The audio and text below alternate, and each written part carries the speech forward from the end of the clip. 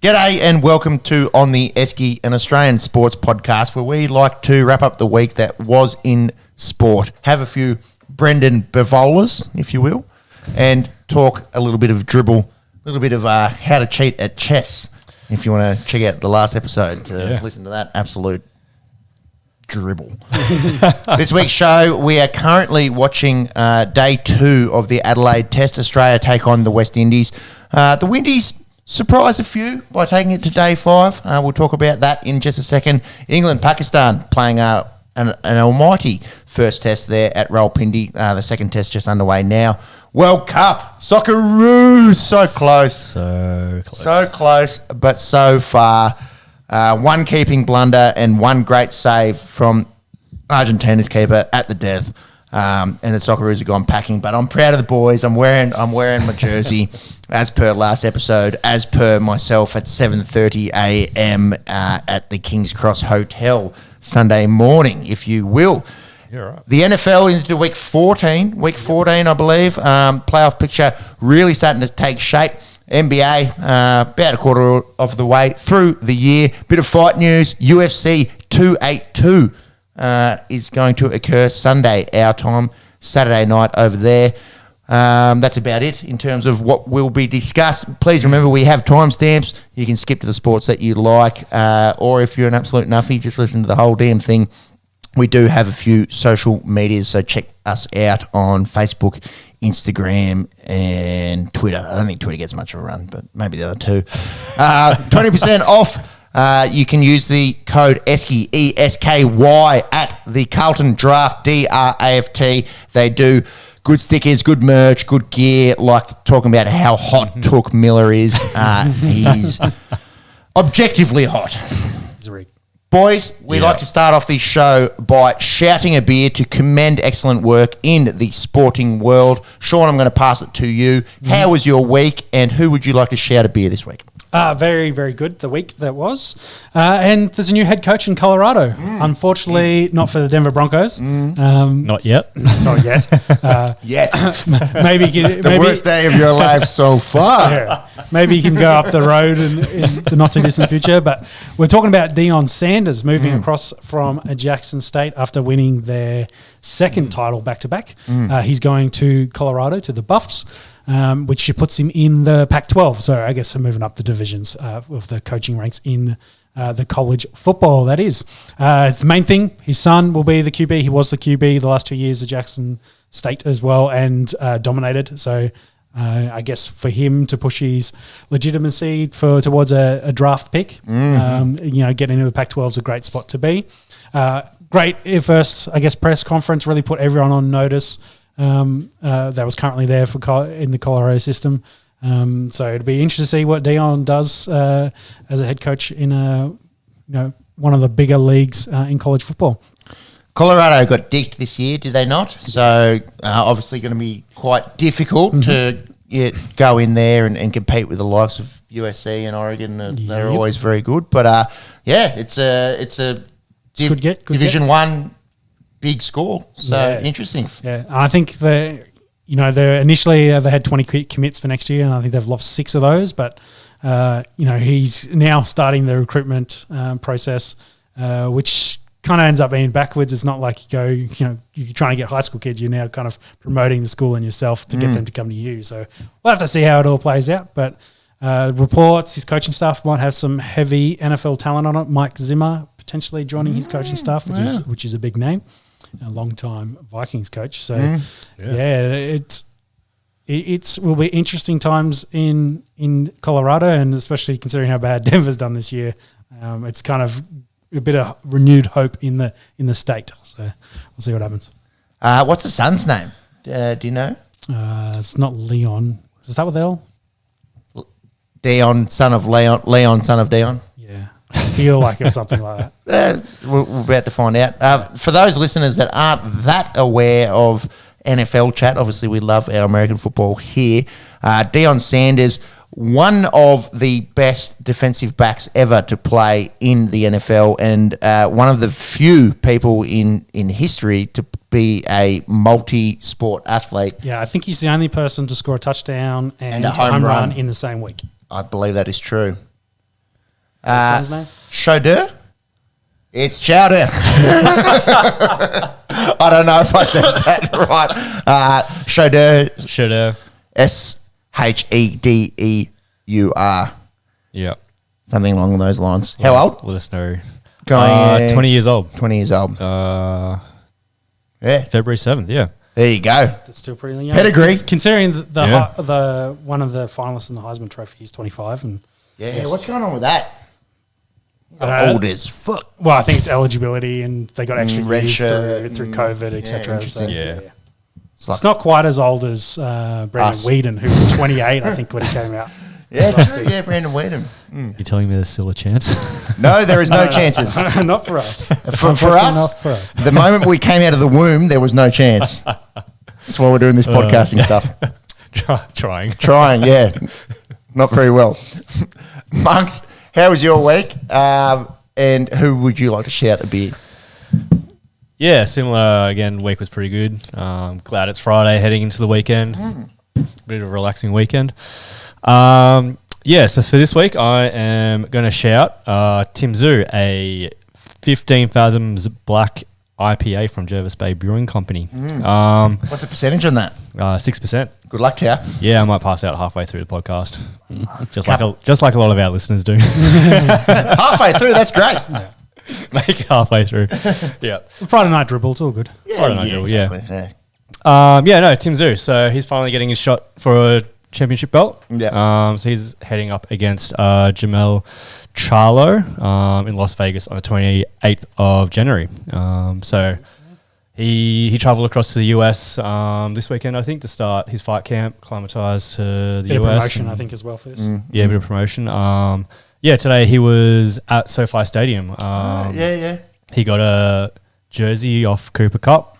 So he's on the field, on the sideline there, I guess. And he said that he wants to bring a fight to SoFi Stadium. So Jeez. he reckons he hasn't in there. You reckon he could pack it? I reckon he would. There's one name that you'd call out to pack a stadium. Canelo Alvarez. That might be it. So It's the one that came to mind. yeah. So I suppose, obviously got to get through this fight first, but interesting to see what happens. He's also got in some heavyweights to help him train his fight camp. So going up against bigger blokes, hopefully put a bit more power behind his punches and. Yeah. And to confirm, Charlo is the undisputed light middleweight world champion. So he's got all the belts. All the belts. So I assume this fight would be for all the belts. I don't think you can pick and choose which one you put on the line. I think it's all of them. Yeah, fucked if I know in boxing. But that's massive for Australian boxing, isn't it? Yeah, he's 35-1 with one draw, which was his second last fight. And he knocked out the dude in the rematch. That's about to be 35-1-1. Yep. Tim Su. Let's get around him. That's it. January 28th. Let's go. Don't know if I shout him a beer now or after he wins the fight. January 28th, nearly 2 months away. He can have probably his last beer and then into camp. Yeah. And then you can shout him January 29. It's a big moment for Australian boxing. Yeah, it's huge, isn't it? Huge. Yeah. So when did his dad win his first fight? First fight or first belt? First belt would have been like mid-90s. Yeah. 1995 and he was born 19. Get the calculator out. Typical accountant. Yeah, at least it's not a spreadsheet. So. Yeah. I would have done it quicker on a spreadsheet. Roughly the same age as his old man. I think a few years older than his old man when Kostya got his first belt. But yeah, sort of hitting his straps at the right time. Let's go, Tim Zoo. What about you, Peppy? Who are you shouting a beer out to? The Aussies, we beat Argentina. We knocked them out of the World Cup. Bye-bye, Messi. Bye-bye, blue and white. I am talking, of course, about the softball World Cup. Men's softball, of course, with respect. The Aussie Steelers beat Argentina, knocked them out last weekend, and then go through to beat Canada to win the World Men's Softball World Cup. So, ta-ta for now, Messi, and you blue and white striped wankers. We'll see ya in 2026. And also, kudos to the Australia Steelers who did become world champions of softball. Yeah. Definitely. And fuck Argentina. With respect. With all due respect. With respect. All right, boys, we like to hand out a mop of the week. It's kind of the opposite. It's like an evil twin, if you will, of the shouter beer. The polar inverse, the yin to the yang, etc., etc. It's for a guy that, it's been on our radar for quite some time. We are talking about Dan Snyder this week. Sean, do you want to run us through roughly what's been going on? Yes, and I think, I might even then flip it over to James in a second to do the statements, but ESPN, I think, has got their hands on the report from the findings from the initial investigation, which has spent the last 14 months to go through from all the toxic work culture to start with. And I think, do you have their key kind of statement there that they've said? It's pretty long. There's a lot of words here. Keep going and I'll find it. What was the thing you sent today? You find that... Dan Snyder. So as per Adam Schefter, our number one correspondent for all things NFL and most of the world's, Washington Commanders owner Daniel Snyder permitted and participated in the team's long-time toxic work culture and obstructed 14-month congressional inquiry by dodging a subpoena, dodgeball, the 5 Ds of dodgeball, working to dissuade and intimidate, that's problematic, witnesses from cooperating and claiming more than 100 times in testimony that he could not recall answers to basic questions, CTE, according to the final report of the US House of Representatives. It seems like he's in trouble.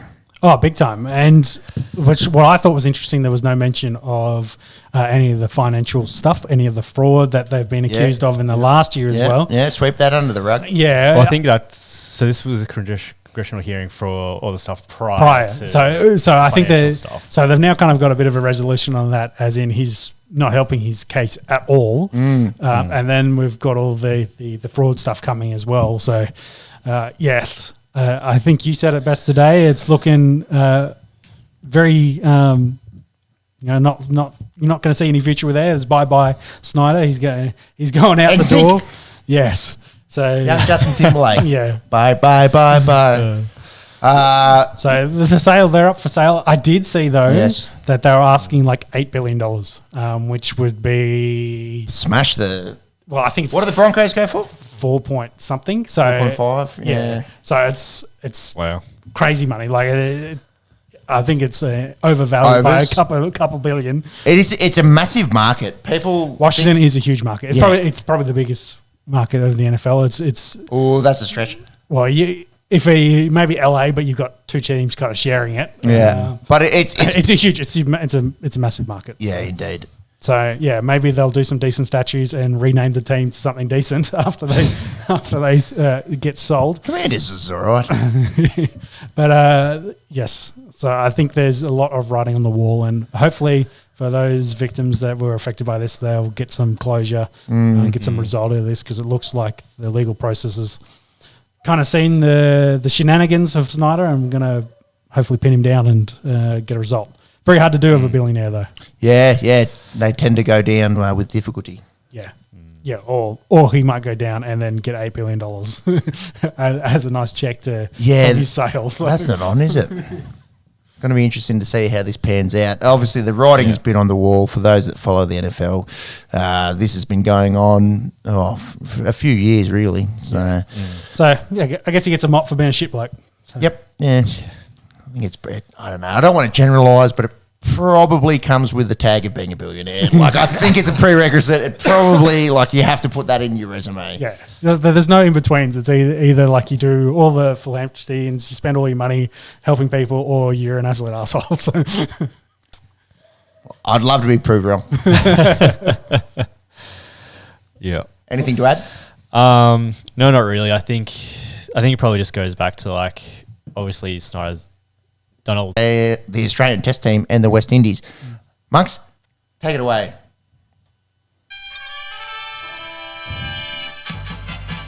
As expected, the first test does go to the Aussies, although a little bit more difficulty perhaps than we had expected. I think I'm on camera on the internet saying something along the lines of we'll finish 2.5 days. in 2.5 days. So kudos to the West Indians for putting up a reasonable fight. Really struggled to take wickets. That was their main problem. Yeah, I think for both teams they kind of struggled a little bit on the pitch in Perth. Well, I don't think it was like a highway or a road, but maybe a walkway. It was good enough for that. There was enough there for all the batsmen. A reasonable curb. Yeah. There was enough for all the batters to get something off that pitch, and the quality of the top order of the West Indies scored well. But as soon as you got through those blokes, they crumbled, and we got them out, got them done, and. I think we won by 200 and something. Final tally was about 200 plus to us for the victory. So handily victory there, but it was a good result. Probably the biggest. 164 runs. 164, yep. But probably the worst thing to come out of that is poor Paddy Cummins with a quad injury, I believe. Quad strain. I think it's a little bit of soreness, a little bit of let's rest him up and make sure he's good for Brisbane against the Saffers. I think he's okay. Old Blue Eyes. Yeah, I agree. I think you've hit it on the nail on the head. Rest him up, get him ready for South Africa when they come down, because I think we talked about this. This is kind of the warm up matches. Yeah, essentially. Get into some batting practice, which a lot of them have been getting, especially the Australian top order. Yeah, speaking of batting practice, Marnus Labuschagne, the great Marn, courtesy of Carlton Draft. You can get great stickers like that at the Carlton Draft, DRAFT. He made 308 runs in this one. A nice Instagram post in the sheds, the lads having a beer. Him, Alex Carey, Cam Green, 308 runs between us. Lol. Because Cam Green and Alex Carey didn't get a bat in this one because the West Indies, I think, took 6 wickets in the test. Yep. Something along those lines. An absolute masterclass. Yes, 4 plus 2, quick maths, is 6. Just absolute masterclass there from Marn. Smudge as well, cashing in with 200 not. And poor Travis Head, 99, didn't quite get there. He got skittled by Craig Braithwaite, 598 for the Aussies in the first innings. Boys, let's talk about Craig Braithwaite. Mm-hmm. He looks good. I saw during the week the last 11 test tons from a West Indian opener have been from Craig Braithwaite. They're all him. Yeah. So he needs a running mate. He needs someone to go with him. Is it going to be young Chanderpaul? From what we've seen, I think so. He's had a pretty good summer so far out here in Australia, run-wise. So, he's done pretty well against the Australian quicks. Did get a 50 in that. And what didn't look out of place. I think he made a reasonable score in the second innings as well. Yeah, I think that's maybe something you hang your hat on a little bit. Is 45, yeah, another 45. Saw a lot of rocks. Yeah, so I think the big issue is outside of those two, they got through the rest of the squad fairly easily. Yeah, their middle order's struggling, and that bowling attack, unfortunately, down here on a few curbs, not highways, but footpaths. Good luck. Yeah, I agree. The form that Marn and Smudge and the like are in, they could score a lot of runs. You see, yesterday, we'll jump into the second test. At one stage, Australia, through 3 innings, was 9 for 1,000. Yep. Pretty handy. Yeah. It's pretty handy. Yeah, and I think the main thing you got to remember, we're playing here in Australia, not in Pakistan, so... So if we're in Pakistan, we'd be 9 for 5,000. Yes, if we're playing West given Indies, their decks decks at the at the moment. I said it in a Kiwi accent. I was Kiwis on my mind. Sure. Let's go have a beer on the dicks. All right, boys. So I guess following on from that Cummins injury, Steve Smith is the captain for this test match. Boland and was Nasser in as well? Yeah, Nasser in. Hazelwood also sore. Okay. So resting up some of the quicks, get some of the other guys. So I guess first class game time here against the West Indies squad. Scott Boland, he's a net bowler. He just goes around and just bowls in the nets. Well, he needs to get some wickets to keep his average down. Yeah, currently at 9.9. England 6 for 7. Thanks for coming. Scott Boland, he's back. Yes, that means And Scott in Boland memes as well. Yeah, well, it's in Adelaide, and Cummins, second year in a row, will miss. Adelaide. match in Adelaide. He was in a restaurant at the same time as someone that had COVID last year. Yeah. The world changes a lot in 12 months, does it not? Boys, a lot of the speculation, a lot of the talking points leading into this one was the David Warner ban. And I think it jumped up into the forefront with the whole Cummins is going to miss out, and the Smudge, of course, is coming back for his second time to be a captain in 2 years, going for a replacement, like being in a leadership position, as we will. And I think also with the way it's not really a trial. What was it? It's whatever the hearing was they were doing for his, to try and revoke his ban. Is it an appeal? Yeah, appeal. Yeah, it was some sort of appeal process. That they were going to make public a lot of the findings, and that's kind of why he's backed out of it and said, I'm probably doing the solid and not trying to throw a heap more people under the bus. The bus. He's just like, I'm not happy to have taken what was it, the lynching and all the public discord and the hate from all of that, but it is what it is, and he's moving on from that. But it's really sort of a tough situation for him and his family have gone through to, I guess, be the focus of cheating in major Australian sport. You never want families to be brought into it. However, if you're in the public eye, it's I'm not condoning, but and his missus is also an athlete as well in the public eye. She had her words to say. And outspoken. And this is coming from someone that thinks that David Warner was absolutely scapegoated out of this whole saga, and the timing is precarious as well. The fact that leading into a South African series down under, that all of this has come to a foot is a little strange. I think a little bit of the wording might have been somewhat on the nose. Lynching is a strong word. James, trauma is a strong word. You have some of his quote. It was like an 800 word. Yeah, I don't need the whole Instagram statement, post, but do you got anything key there you want to pull out for us? You hit that nail on the head. So here's one quote. So it appears that the panel has given no more than passing consideration to issues of player welfare and the interests of Australian cricket, and instead is determined to conduct a public lynching. The first part of that statement I'd agree with. I don't think the board has done much for those players afterwards, but I don't know, lynching is a strong word.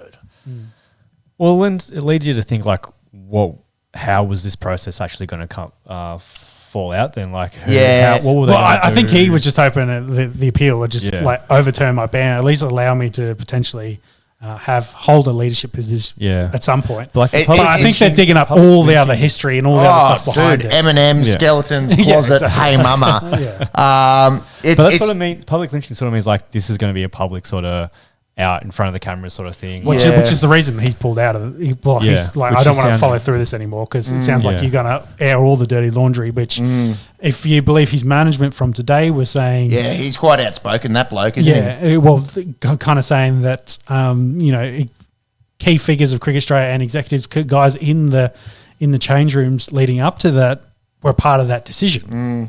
And kind of pushing for it as well. The way it's kind of he's reported it as, David's put his hand up and said, hey, the only way we're winning this test match is by swinging the ball. Well, how are we going to do that? And the only way to swing the ball is we're going to have to tamper with it.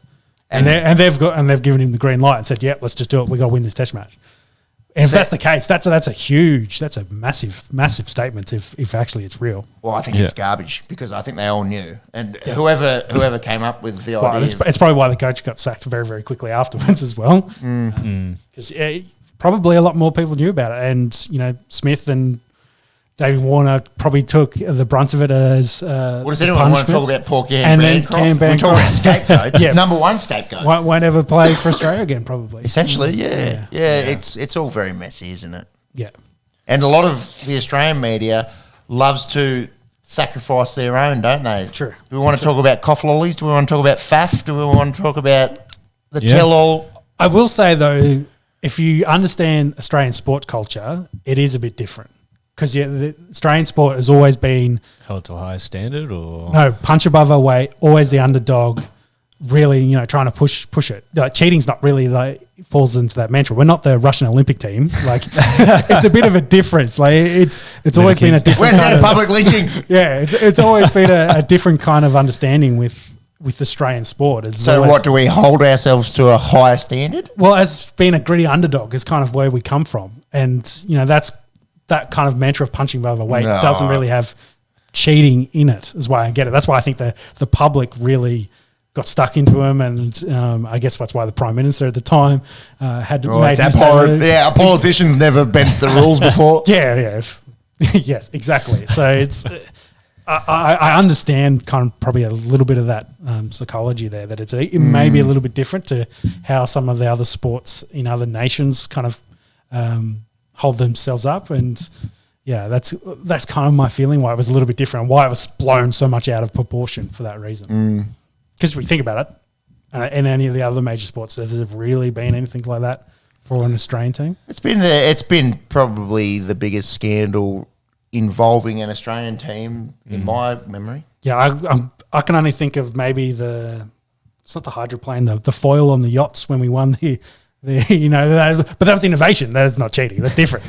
There's levels, and that is level 1 in public scrutiny, and this is level 5. Yeah, but that was like 40 years ago. So yeah, I can't really think of anything, not a major World Cup or anything across any of the sports. Of course.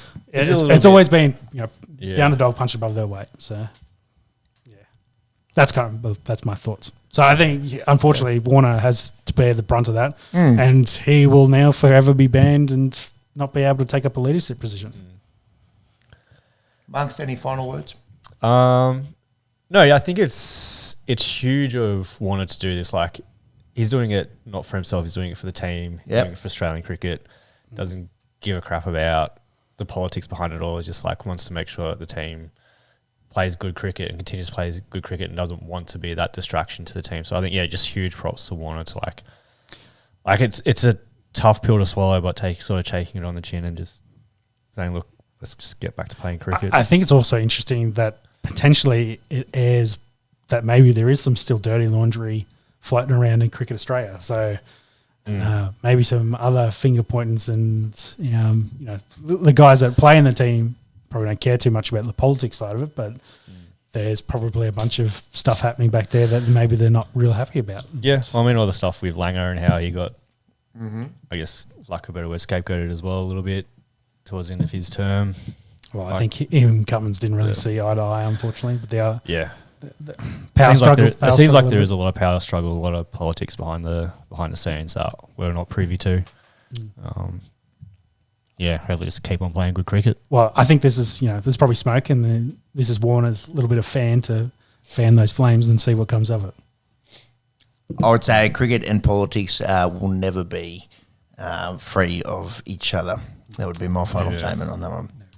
Can we talk some cricket? Yeah. Can we get back to put the actual game back on for us. I think have they back from tea break? Yes, they are. The Windies are in. Let's go. Yes. All right. We declared just before tea, so I think they got like 5 overs in. I think they've only just cut back. It's dinner, I believe, isn't it? I said tea before. Oh no, dinner's the first break. My mistake. Dinner and then tea. It's all upside down in pink ball tests. Which tea is a very Victorian thing. Victorian, I believe so. As in era. No. As in the state. As in the people refer to like dinner time as tea time. Oh, okay. I'm with you. I'm with you. Like it's Tuesday. So come on. Tuesday. I choose you. I'm referring to day-night test cricket, yes. Not having a lunch and tea break, whichever meal that might be, as to having a dinner and a tea break. But there we go. I think that is there might be some sort of iota of truth behind that. In that, let's have tea is let's have dinner. At least it didn't, divulge down into anal beads. No, you can listen to the last episode. Well, now you've brought it up. It's coming up number 1 in my search history again. Well, exactly. There's no Australian teams achieving with anal beads this week, so. Okay, anal beads and tea or dinner or Tuesdays. The second test is underway. It is the 11th pink ball test that Australia has been involved in, all of which in Australia, and we have a 10-0 record in pink ball tests. Yesterday, day one, we won the toss and we elected to bat. David Warner would have had some critics, some monkeys on some backs, and some runs to be made. He looked very good for his 21 before blazing outside the off stump and schnicking up. I think Warner would probably be a bit dirty on himself that he hasn't. Oh, he missed it. Yeah. Good score. Well, in both test matches, he hasn't been able to put it in. Cricket is a team game. I'm happy that my team made 550 plus. They're still happy they won, but, at an individual level, for what we talked about as batting practice, he hasn't really had a chance to go on to hit a big score. Speaking of batting practice, Aussie looked really in his element. 62, a little bit unlucky, I thought, to the naked eye. That looked like it was going down leg. Hawkeye tend to agree it had an absolute coat of varnish, an absolute bee's dick, if you will, of the leg stump, but the umpire gave it out, and that's the way the DRS works. Yep. That was rough, yeah. 1,000 runs in 2022, most amongst Australians, and third in the world, behind Bestow, and Joe Root. I do have this one here for us, boys. 1,021 runs at 85 for Usman Khawaja in the 2022 calendar year. We will still have 2 more test matches in the calendar year, so without putting a hex on the bloke, looking maybe at 1,200 runs plus in 2022. Next of the Aussies, Marnus, 853 and counting. I don't know if that includes today's runs. I wouldn't say it'd include today's 100. So he might be pushing 900. Smudge, 714. Cam Green, 435, if you don't mind. And Travis Head, 413. That's probably pushing 500 at the moment. Yep. So not a bad year from the Aussie sticks, but Usman, the best of the bunch with 1,000 runs in a calendar year. There's not a heap of blokes that have done that. What about Smudgy? Yeah, he spooned one. I think Fed him. Absolutely fed him. Dinner. Hop, hop. Pac-Man, Jason Holder, big hands, eating that for dinner. Big duck. A little bit of credit where credit's due. I think he bowled sort of a cross seamer, and it kind of stuck up a little bit, and Smudge just played through it way too early and absolutely spoon-fed it back to Jason Holder. I don't know if this is 100% Mayo, but I believe I heard the commentary team say that that's the first time that Stephen Smith has ever been caught and bowled by a fast bowler in Test cricket, which is pretty unreal kind of record. Good luck chasing that up on Google. See? Yeah. They're not ahead of us yet, the computers. They're not. Yeah. Good luck if you can find that. When I think about his recent form, he's probably struggled a little bit with LBWs and throwing his wicket away, snickers. But what do we just say? Still has 714 runs in a calendar year at 65. Horrible form. Yeah, getting 200 against the Wednesdays helps you. It's interesting when a bloke finds his hands, like he's been looking for his hands, and that's his words, and he's averaging 65 in a year. Yeah, it's crazy. Yeah, I hate to see when they've been found for a few years in a row. But Smudge misses out. We talk about Warner missing out. Smudge missed out. Blokes that didn't miss out, Marnus, Labuschagne, the runs, they keep on coming. These runs keep on turning. He had 120 not at stumps last night. Travis Head, absolutely blasting him. He had 114 not, his first test ton at the Adelaide Oval. Home? Yeah. Yeah. Well, his record at the Adelaide Oval, it speaks for itself, really. He's done it in white ball cricket for Australia. He's done it, obviously, for the Redbacks. And now he continues to do it, here in the pink ball test. We go into day 2. We were 3 for 330 at stumps. Not a bad day's work. Marnus succumbs for 163. His last 5 test innings, if you don't mind, 104 against Sri Lanka, 32, boring against Sri Lanka, 204, 104 not, 163. His average in his last 5 innings has gone from 54 to 62. I believe he's officially the best Australian since Bradman at the moment. Adam Voges says hi. Yeah, and he's got the number 1 test batsman ranking, I believe, too, and he's taken over Smudge's average as well. So, yeah. It's kind of silly how good he is at the moment. Like, it's nearly video game good. Yeah. Well, I think it's... I don't want to, put a big jinx on anything, but it's probably time the Australians capitalise on the excellent batting form they have, and with South Africa at home, and then we've got to go to India. Let's see how we go, and that Test Championship coming up. We believe are still at the top of that. Yeah, I believe I've got a screenshot actually. I think we're well ahead, and England beating Pakistan, I think, did us a favour as well. So yeah, if we can get that's not a calendar year; it's 2 years, isn't it? Yeah, it's not calendar, and it's all over the place. So the number of games played. So for example, we've played 11. We're currently top. England have played 20 in that time. So go figure. South Africa. South Africa is second. So this series has weight. Big. Also, South Africa have won their last 2 series in Australia. Yeah. So big series, and like I said, we got to capitalise on the form of the guys in their prime and scoring big runs. We hope they score it against the top competition that's coming down our way. Well, one of the best bowling attacks in the world. But anyways, we are still playing the West Indies. Travis Head ends up getting run out, poor fella, for 175, his highest test score. B's dick, my dick. Other superlatives have been thrown out there. Let's go with B. Go with B. That's a very Australian thing too, by the way, B's dick. A B's dick, yes. For any international listeners, it means not much. It means a few mil. If you go find your nearest B and have a look and see if you can find a B's dick. Interesting. If you're over there in America and you have to rock up to a construction site and try and work out in inches what the smallest amount of an inch is, I don't know if you had a 164th or 128th or whatever backward system you're rocking over there.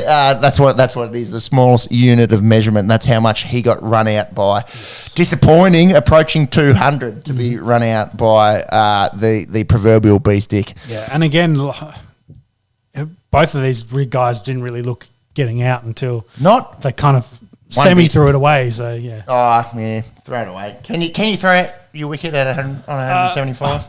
Well, I'm more like as in the West Indies didn't set you up to get you out. They got themselves out. Yeah, exactly. Rather than the West Indies. I think we've seen that across both tests. The West Indies really can't buy a wicket at the moment, and it's the odd one with the Australians. Not thrown away, but making a mistake. An unforced error to take a tennis term. That's exactly what I'm looking for. An unforced error and getting their wickets and lost. So, yeah. How many Smiths have we got there? Just quietly on our stat. There's a lot of Smiths. 47 Smiths have played Test cricket. Yeah. And 0 Pizzulos. Cricket's not big in Italy, so... you wait. Have you seen the European Cricket League? We're coming, baby. We're coming. Romania doing things on the synth out there. So what did we declare for? Was it 500 and something? Yeah, 550 something. So I don't know. We actually 511. 511. Yeah. So, and just before, I believe the tea break we were talking about a second ago, at the moment the West Indies are in kind of steadying the ship after 10 overs at 23 runs. Yeah, I don't know about that. It's hooping out there. It's moving, yeah. It's former West Indian Carl Hooper out there hooping. Look at that sunset out there. Beautiful. That might be Sephamore. So when do they'll play through to 9:30? Another hour? Our time, I believe, 9:30, yes. So we'll follow that as it unravels. Yeah, it might be a few oohs and ahs as we go. Yes, there might be. Debuts, shout out to Markino Minley and Devon Thomas, 33 years old. Look, they don't really instill fear, do they? These up and coming West Indians, but good on them, and good on them in that first test, taking it to day 5 and maybe pushing us more than we had expected. Yeah, I agree. Cricket Australia 11's currently taking on South Africa. That South African team on paper looks pretty damn good. I think they made 6 for 300 odd today. Just want to quickly run through the names on this Cricket Australia 11 because I think there's a few that have been earmarked, fast-tracked perhaps to play for Australia in the future. Sam Whiteman, we all know him, Western Australian, a lot of involvement in the Big Bash and Sheffield Shield over the past few years. He's opening the batting. Tim Ward, he's a Tasmanian. Pete Hanscom of Footbrush fame. He's a skipper. And then a few unknowns in Jack Clayton, Campbell Kellaway, Jake Doran, people know. Teague Wiley was spoken a lot about on the podcast. Lawrence Neil Smith, Jordan Buckingham, Chris Tremaine, people will know him. Matt Kuhneman, people will know him. And then Liam Hatcher. So going to be interesting to see how these boys go against this South African team. And, yeah, possibly may have read out 3 or 4 test players of the future. Yeah, definitely. I'm looking at you, Teague Wiley. Yeah, not to say that the Australian squad's aging a little bit, but there's a number of them in their 30s, mid-30s. Well, and late 30s. Yeah, Warner's 37. He's probably got a couple left. Yep. Oh, geez, who else has not got much left? I don't know if actually there's that many that are that old. On second thoughts, Smudge is only 32, 33. Yeah, I think there's a. I think we talked about. I think it's more white ball. It's like, early 30s. But having said that, 4 years is probably when you start thinking about these guys coming into the squad. Nathan Lyon's probably the only one else that comes to mind that's a little bit old in terms of our red ball team. Interesting. Anyways, I hope a bunch of you play Test cricket, and I think a lot of you will. Yep. Briefly talk England and Pakistan. Yeah, ended up being a great test. Unbelievable, contest that kind of went right down to the end. The English squad, I think the English media was getting all around Ben Stokes and his declaring when he did to aggressive declaration. Yeah, but it ended up working in their favour, and they probably needed it to then get the Pakistanis out off that road that we mentioned last week. Yeah, the highway, to get a really big, solid win in Pakistan. So it was probably the one thing that when we went there, at the start of the year, that kind of missed February, was March. We played out draws and we thought this match would go to draw. That it came together and they had a very competitive, last session to get the victory there. Well, it was an ode to Bazball, wasn't it? Because they went out there and made 500 and something in a day and made 680. And it was weird to even talking about England possibly losing a test where they had made so many runs in the first innings. And kudos to Brendan McCullum and that English mindset of see ball, hit ball, and we don't care if it's test cricket. Unbelievable test match, a very unusual test match for the amount of runs scored in it, and very entertaining. I think test cricket's in an interesting place at the moment. Will England be able to, say, go to India or come down here and try and play that brand of Bazball cricket? I doubt it, but who knows, considering they were making runs for fun in this one. Yeah, I agree. I think... same for us. We talked about India before. Those Indian conditions is a great equaliser. So interesting to see what happens when we play there in March or February, March, and then whenever the English side makes their next trip over to India. Where that second test has begun, has it not? I would say so. They're almost on the exact same schedule. Yeah, it's very. I don't know if it's day one that's just behind, or if day one was yesterday, or day one's tomorrow. No, I think they were a day behind. It started. I believe it started. There we go. Looks like day England 8 for 2 for 5. So very very different. So this is, I suppose, what? Like how deep are they? They're 8 for 2 for 5. It must be the first day, is it not? How many overs? How many overs you got there, James? Here we go on the big screen. So this is the counter argument to Bazball. So again, they're going at 5.15 scorecard, 5.15 and over. And if you can't go out there and maintain such a run rate for 100, 150 overs, you might get skittled for 250, 275. So yeah, looking at the top of the order there, Ben Duckett, 63, striking at 130. Ollie Pope, 60, striking at 100. And then Root and Brook don't do much. Stokes and Will Jacks get 30 odd. The tail gets cleaned up. Is in the process of getting cleaned up. And England might be looking at a first innings score of somewhere between the vicinity of 260 to 280. Yeah, what I find interesting in that is you've got 3 LBWs and 3 clean bowls. Yeah, so bowling at the wickets and maybe this deck swinging and missing. Maybe this deck in Multan is doing a little bit different things than the one in Rawalpindi. Mm-hmm. Yeah, definitely. So I suppose this is the counter argument. Look, Ahmed's got 7 wickets. Oh, here we go. Abra Ahmed. Can you click on that young man, please? 1998. I've never heard of this bloke in my life. Forgive me. Is he on debut? He must be on debut. 7 wickets on debut. You're joking. Fuck me. Can you confirm that? Abra Ahmed? Abra Ahmed. Who is Abra Ahmed? Hopefully there is a multitude of listeners from this game's Pakistan that can let us know who is Abra Ahmed. Do you want to flick it? See if you can get that on the KO? Should be going at the moment. Yeah, good. Just flicking our own home test match to just casually tune into what's going on in Multan. There's a debutant with 7 wickets. It's wild. That's wild. From live, please. Interesting. So I suppose this is the counter argument to Bazball. I suppose if these were your options, and there's another one, it's 9 for 245 now. Geez. Jimmy Anderson, 40 years of age, comes to the crease. Well, they must have lost that wicket in the last ball. Yeah. It's interesting. If you said to me, say 10 years ago, your options are to go out there and bat at 6 runs and over, and you make 600 and fucking 10,000 runs or whatever it may as well have been. What, in 2 days is what you're telling? Or within a day, yeah. Or the counter is you lose a few and you still squeeze out 250 runs. However, you've only batted 50 overs and you're only halfway through day one. What do you take? The field in the second session, yeah. If that was every second test match, I think you take it. And you got to back your bowlers in to try and pin them back.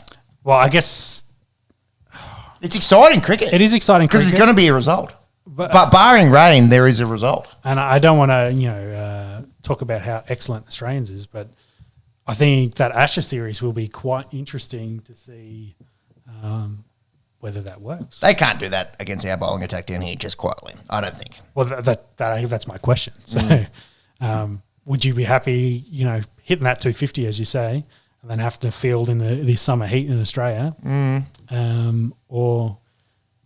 They obviously bowled him a lot. He was getting wickets, so they just kept 7 for 99, Abra Ahmed. Off 20. So. Interesting. He's back in. I think it's good. I think it's good for Test cricket. We're talking about it. Spinner. Yeah, spinner. Jesus. He's got the glasses. He's got weird action. Oh, whose vibes? On. Whose vibes is he giving me here? It's like a right Daniel Vittori. I don't know. I've only just had one look at him. Okay, we'll get another one in here for some light. I'm talking the glasses kind of vibes. Oh, okay. He's a leggy. It's like a Pakistani Harry Potter, for lack of a better term. It's not wrist spin, is it? That is such a shit way to get out just quietly, Jack Leach. Well, that's kind of what I was alluding to before with the amount of I guess the spin bowling probably helps it with the LBWs and the bowls, but whether they that buzzball mentality, are they swinging and missing? So they're trying to hit for the fences, and if you don't connect, like you say, you're getting wickets.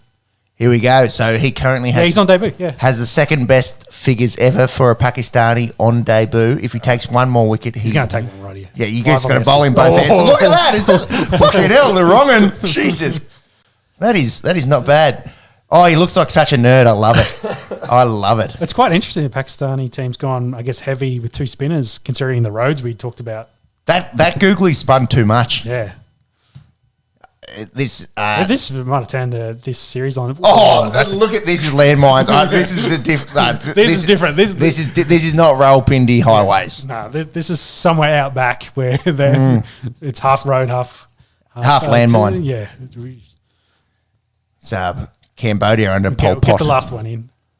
Leaving that turned. All right, I can see why they're struggling. Yeah.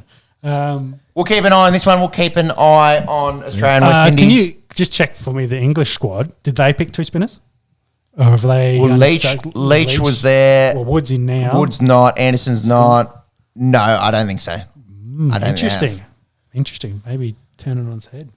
There you go. They just put the squad up. What is that Will Jacks bowl? He's a new bloke. That's their squad, though. That's not their 11. No, but he's in Will Jacks. Brother of Hungary. Right, I'm off. Thinks he's a legend. There we go. It's two. Righto. All right. We better finish up with cricket. We better get the show rolling. That's enough cricket. Yeah, interesting. Does anyone feel like a whopper? One thing though, You can see the clear difference, though. We've gone to this game against two high competitive squads. Pakistan at home compared to what we've seen from Australia versus West Indies, where we're kind of it's a training run, but it's a more challenging training than I'd expected. Yes. To be fair. All right, let's wrap this bitch up. Let's cricket section done. Let's get into the biggest sporting event at the moment, the World Game. The World Game. You can switch back to cricket. And he was sitting on the bench, but we'll get to that in a minute. We'll get to that in just a second. Let's talk round of 16. Let's start with Netherlands and US and A. Boys, I think I've said a few episodes in a row. Across the whole round of 16, I think the teams that we thought would win, the big names, the big matchups that you would get in the 8 have eventuated. So Morocco says so. Besides Morocco, but I guess Morocco, Spain, and we talked about that was probably the closest of the matchups we had. Check the tape. Check the tape. We were scared. For Spain. Anyways, we'll get to them in a second. The Netherlands, they were pretty comfy against the USA in terms of finishing. However, USA had more shots on target and more possession in this one. I think that USA squad, I believe, was the second youngest at the World Cup. 2026 home World Cup. Might do a little bit. Yeah. In terms of this one, they go bye-bye. They go the same way as our poor Socceroos. We'll get to them in a second.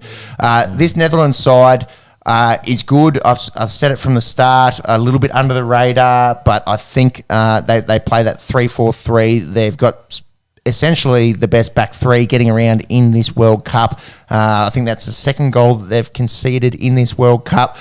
Do they have the finishing to get past Argentina? We'll talk about that in a second. They look pretty good, I think. Yeah, and that's probably the one big difference is, you're going up against a squad with a massive name in it, in Messi. So either way, the matchups in the 8 are kind of they're tantalising. So I'm excited. They are. Netherlands as well. I don't know if we've spoken about it here. It's kind of an off orange. It's not quite orange. It's nearly like It's like not gold, but but it's not the normal Netherlands orange. Anyway, what is it? Pastel? Is it a pastel colour? Yeah. Pastel? I don't know. Didn't pay much attention in art. Yeah. Our wives would be loving this chat. Oh, God, jeez. If our wives are this far deep into this podcast, may God have mercy on their souls. Yeah.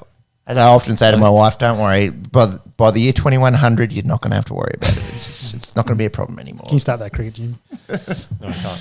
Grim. A little bit of grim.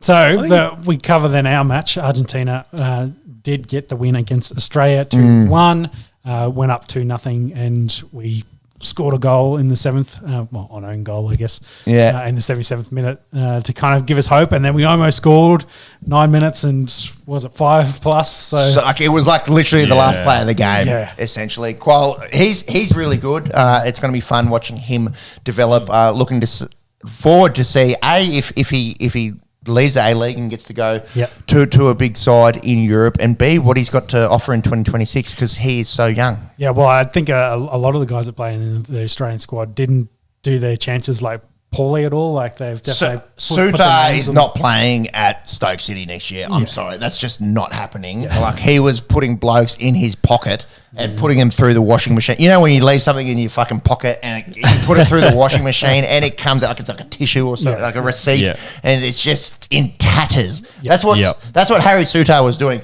Look, does he sound like a fucking Australian? Does that sound like Scottish? Probably not. No. Probably not. But we'll take him. We'll claim him. He's 6'5". He moves like he's 5'8". The wall. Yeah. He was unreal. And even some of the old blokes like Mitch Duke and Matt Leckie, in the lead up, they were looking pretty good. It's really interesting to see how well this Australian team performed. Given on paper, some of the haters, including myself, looked at it and thought, "Oh, geez, we'll be lucky to get past Tunisia to go to the round of 16 and play admirably." And really capture hearts and minds around the world. A lot of people really saying well done to the Socceroos on their efforts. I think it kind of left out in the list is Graham Arnold probably needs a good shout out for the amount of effort. I think, was it 3 years worth of work to get to that point? And all the scheming and the practicing and getting that team to perform as a team has really done good job to push us to the 16. And You know what the difference was? Lionel Messi. Lionel, like literally the difference in this game. That first goal. There was 4 blokes in front of him. No one could get the block on. It was bottom left bin, elite finishing. That was the difference. Yeah. And Matt Rowan, you don't want to crucify him. It was a blunder. It was a blunder to lead to that second goal. Yeah. But he, conversely, made a lot of big saves in that second half. Yeah, I think arguably the ball should never have been passed. Well, the defenders as well. probably Yes, didn't the defender do him solid either. They were under pressure, but that's probably credit to Argentina for putting the pressure on them and then to make a mistake, and they got it and they got the goal, unfortunately. But yeah. Mate, how good was getting up? You see a few of the scenes around Australia as well. Fed Square, the flares going off, Darling Harbour, a lot of the viewing places around Australia. There's not that much interest, I don't think, around any one particular moment in Australian sport, which is crazy to think. Yep. You look at an Australian Cricket World Cup final, you don't see that kind of viewership. The Rugby League World Cup final, No. Rugby Union probably won't play in one of those for a while, but I wouldn't say so. there's not that much general interest amongst the public around Australia at 6 a.m. no less than what we saw on the weekend. And kudos to Michael Nisa, who has just claimed the first wicket of this session here. Big wicket too. If it's Braithwaite, yeah, indeed.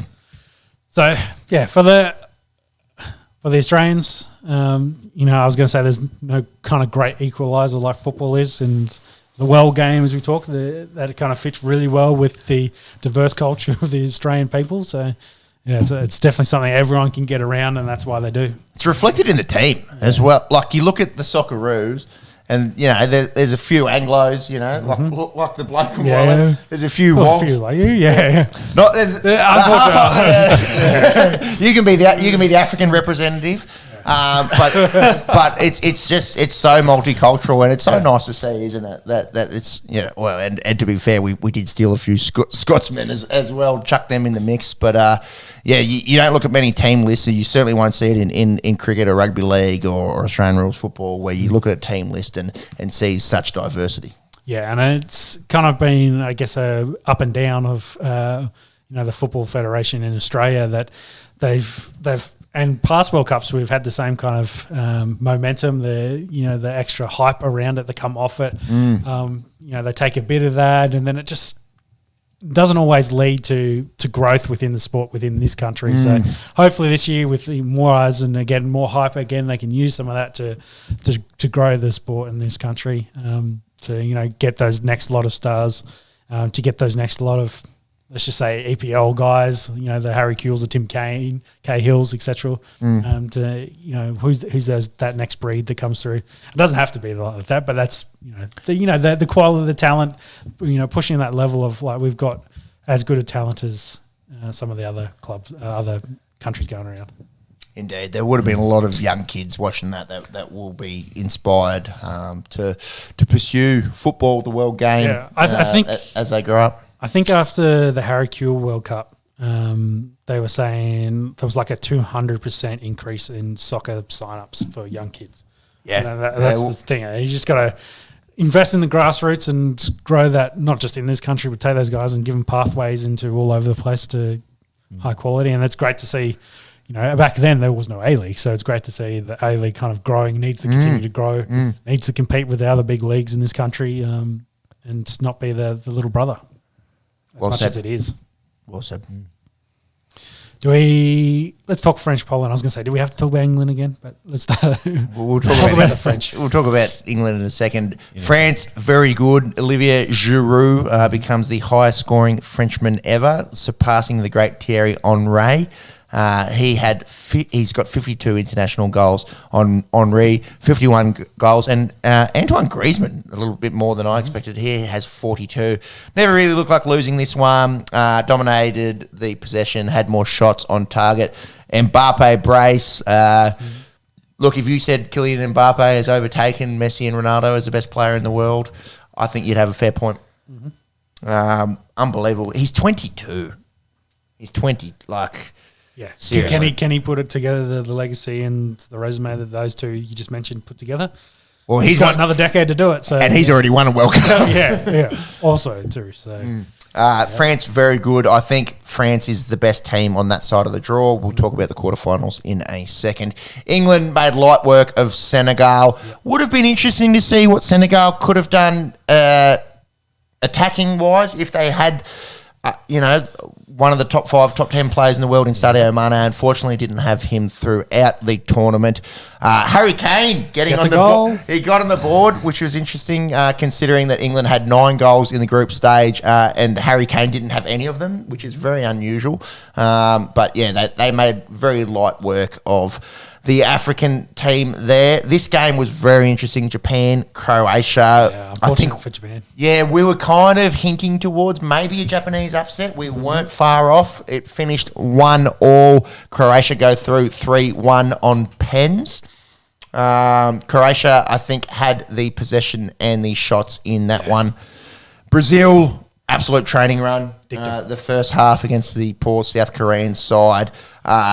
These guys are playing good football. Some of those goals was tiki-taka, it was triangles, it was absolutely dismantling back fours. Vinny Jr. looks unbelievable. Richarlison's finishing is unbelievable. Thoughts on the dancing? There was a little bit of, it's disrespectful, yarn getting thrown around. I think that's the way Brazilians like to get down, including with the coach. Yeah, it's the dancing's in their culture, though. That's their... for us, it's sinking tins for them. Call me cultured. Very cultured. Don't get me to perform any nice dance moves. I do enjoy a dance floor later in the evening. Yeah, the man here on my right got married a few months ago. I did at the time think I was tearing up said dance floor. In hindsight and some of the vision I get shown, no, probably not. No. Probably did not look like it. Hitting like your big head on the disco ball hitting more the than samba. No, but it's the thought that counts. Yeah, now it was a low ceiling. Where were we? Low ceiling, like this podcast, perhaps. Anyways, Brazil, very very good. Hats off to South Korea. Unfortunately, for the AFC fans, the Asian Football Confederation fans, 3 Asian teams go to the round of 16, 0 get out of it. Yes. So South Korea, Japan, and Australia missing out. All right, boys, check the tape. We alluded to it before. Morocco have probably their best team ever assembled. Well, objectively, they do. They get past Spain. Spain had 77% possession in this one. Well, did you see their pitch map, like their passing? That over 1,000 passes. 1,000 passes to 200 and something. Yeah, and it's all, and I'd say 80% of it, well, the 77%, most of it was in the opposition's half as well. And then a striker. Yeah. They just, they don't have an elite level striker at the moment. Yeah, and when it came to pens, they didn't get a single one. So I was reading, I don't know if this is Mayo or not, but apparently had practiced thousands of penalties between the group stage and the first round of 16. Yeah, maybe that was without a keeper, because once the keeper was in there, they struggled. Yeah, but kudos to Morocco. They become the 4th ever African team to make the quarterfinals. Mm-hmm. 0 African teams have ever made the semi-finals. So if they win in a few days' time, which we'll talk about in a second, they will be making history. And they're the last, of course, from their continent still going. Indeed. And the only team outside of Europe or South America to still be going. Vahid Halilhodžić. Yes. What's the story, Jimmy? Yeah. Have we heard of him before? Have we talked about him? No. Okay. Can you try saying his name for me? Vahid Halilhodžić. That's close. Yeah, that's not bad. It's better than I would do. Can you try? Just let it go through to the keeper. Let Vahid through to the keeper. I'm watching the cricket. Those last 3 letters in his last name is very dangerous for Sean. Halilhodžić. Anyway, well, would you say it's probably nowhere near? Yeah. Would you say it is a Z or a Z? Oh, jeez. Depends where you're from. Yeah, indeed. Anyway, story. Yeah. Long story short. Bosnian coach. He has coached 4 international teams to World Cups. I did see this one. You did see this one? Yeah. Yep. Has only taken one of those teams actually into the World Cup. Every other team, a few months beforehand, he gets dismissed as coach and someone else comes in. Scapegoat. Yeah. David Warner, Cam Bancroft, Vahid Halilhodzik. That's it. That'd be fun to have a beer with us three. Yeah. I'll just sit in the Don't know corner. what the shot would be, but yeah, sure. Yeah, so he took Ivory Coast through to World Cup in the 2010 World Cup. Yep, Drogba era. Yep. Took Algeria through, made it through to the round of 16 with Algeria. They wanted to extend him, but he left Algeria. So that one's on him. That one's on him. Went across to Japan, got them qualified, and then got the sack there. And then, Morocco came in 2019, helped the team through to qualify the World Cup, and then got sacked a couple months before the start of the competition. Petition for Vahid Halilhodzik to when Graham Arnold's ready to pass the torch. Well, no, he comes in and helps us qualify, and then we'll bring Graham And then we'll back fuck him off. for the World Cup. Yeah. That's it. And bring in Justin Langer to coach. Speaking of scapegoats. Boys. Talk the curse.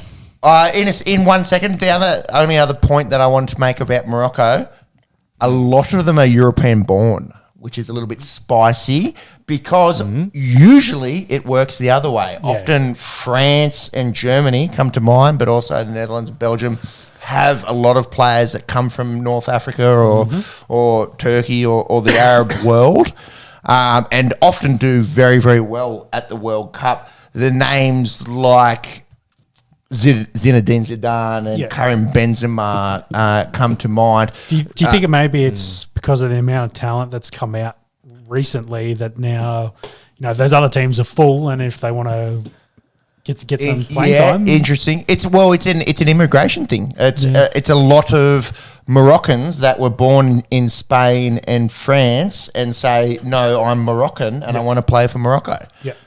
Which kind of we're getting a little bit Esky-ish here, a little bit of outside of the sports realm and the world that we live in, and it's kind of nice to see. Yeah. Yeah. That's just you, Jimmy. We're good, Danny. Because if France had to play French-born players over the last 10, 12 years, good luck, man. Oh yeah. So let's talk this curse then. The curse. This is the Esky curse. Yeah. We should get one of them sound bites. The curse. We should. The Frogood is also cursed. Yeah, we'll have to find someone. Well, you can't blame this curse on us though. No, this one has nothing to do with us. This predates us. So essentially, if you win the World Cup and your team's not completely made up of foreign-born players, aka France, good luck in winning a knockout game in following World Cups. So 2006, Italy wins a World Cup. That's half our lifetime ago. It feels like yesterday. They have not won a knockout game since 2006. Didn't even make this one, so yeah. It was hard to win a knockout game if you're not there. Yeah, well, that's just like, can't lose a knockout game if I didn't go. Yeah. That's true. Spain, famously winning in 2010 with one of the most stacked teams ever. Unfortunately, 14, 18, 22, no knockout games won. And Germany didn't get out of the group this World Cup, and I don't believe they got out of the group in 2018. Correct. So the curse continues, except for France. Except for France. Caveat. Yeah. AKA Morocco / Algeria. All right. Portugal, Switzerland. Complete digging. Demolition. 6-1. But I think the important bit is here without their main man for the last, 2 decades? Last 4 World Cups. And Ronaldo, who's sat on the bench, played 15 minutes. Did he come on in the 7? Yeah, I do believe he came on. We need to start talking about Ronaldo as a person / his influence in terms of team chemistry, because we've seen shit show at United. We're seeing it a little bit at Portugal. Well, I think the worst thing happened here is they scored 6 goals in a knockout without him. So didn't need you. Yeah, didn't need him at all. And they were handily in the lead by this point. To the rest guys and be like, "Hey, you're the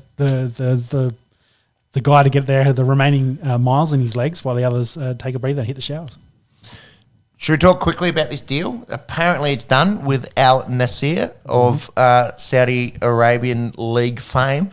300 plus million AUDs for 2 years. Yeah, the 200 million pounds, if you will, for 2.5 years. It's the rest of this The season soccer season plus 2 more. Yeah, plus the 2 more. Yes. So just briefly, a bloke who is struggling to have team chemistry with his pals at Manchester United and with Portugal, the greatest football team that's ever graced planet Earth, and Portugal, an arguably good football team. Yeah. How's he going to go with his ego and team chemistry and the rest of it when he's on?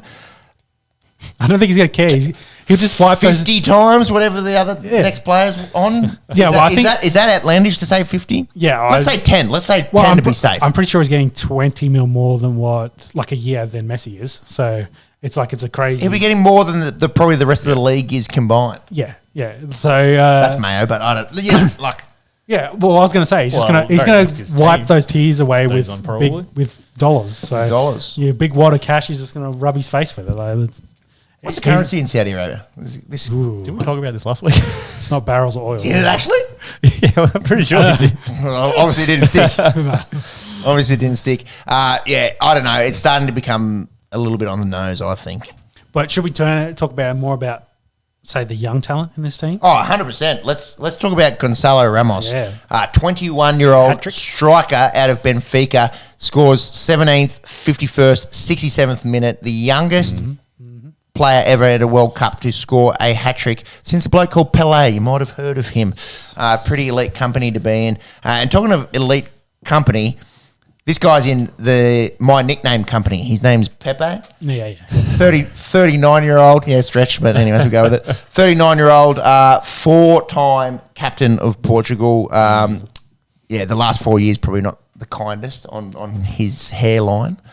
But he can still get up and score a headed goal off a corner. And the gritty has infiltrated Qatar. Rafael Leo hitting the gritty in the 92nd minute.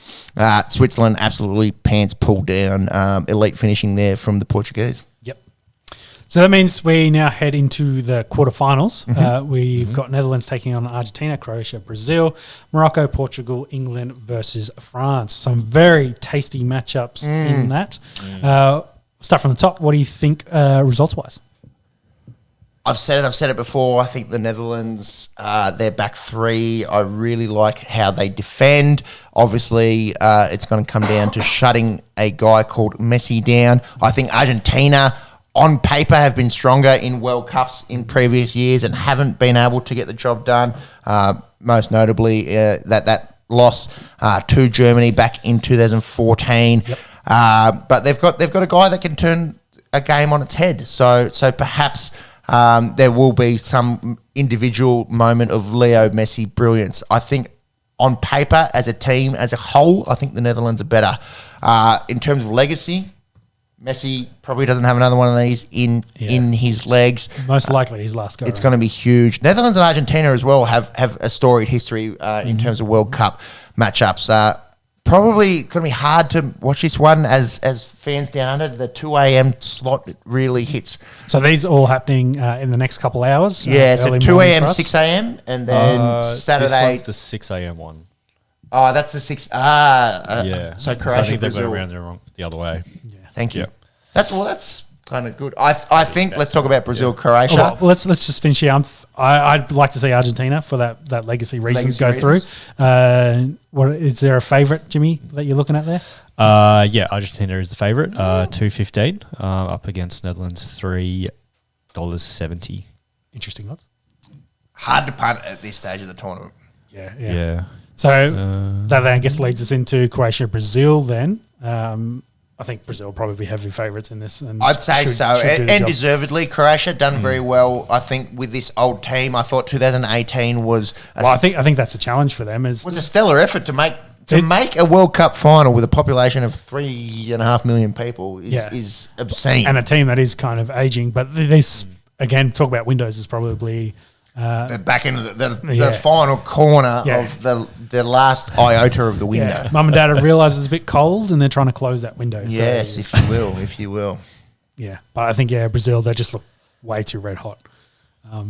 And I don't think they're ready to choke yet. Maybe next week. Semi-finals. Odds, please, if you wouldn't mind. I imagine, Brazil who's a favourite? handily I'd say Brazil favourites. Yeah, Brazil are favourites $1.33. Croatia's out at $9. In regular time, that's just about unbackable at $1.33, to be honest. Yeah. But the way that they've played up, and also another little tidbit: every time Brazil has won the World Cup, haven't lost a group game. They did lose a group game in this one, albeit when they rested their whole team against Cameroon. Yes, Yeah. and they weren't the only one that did that. Brazil, Portugal and France both did that as well. And France. Yeah. Yeah.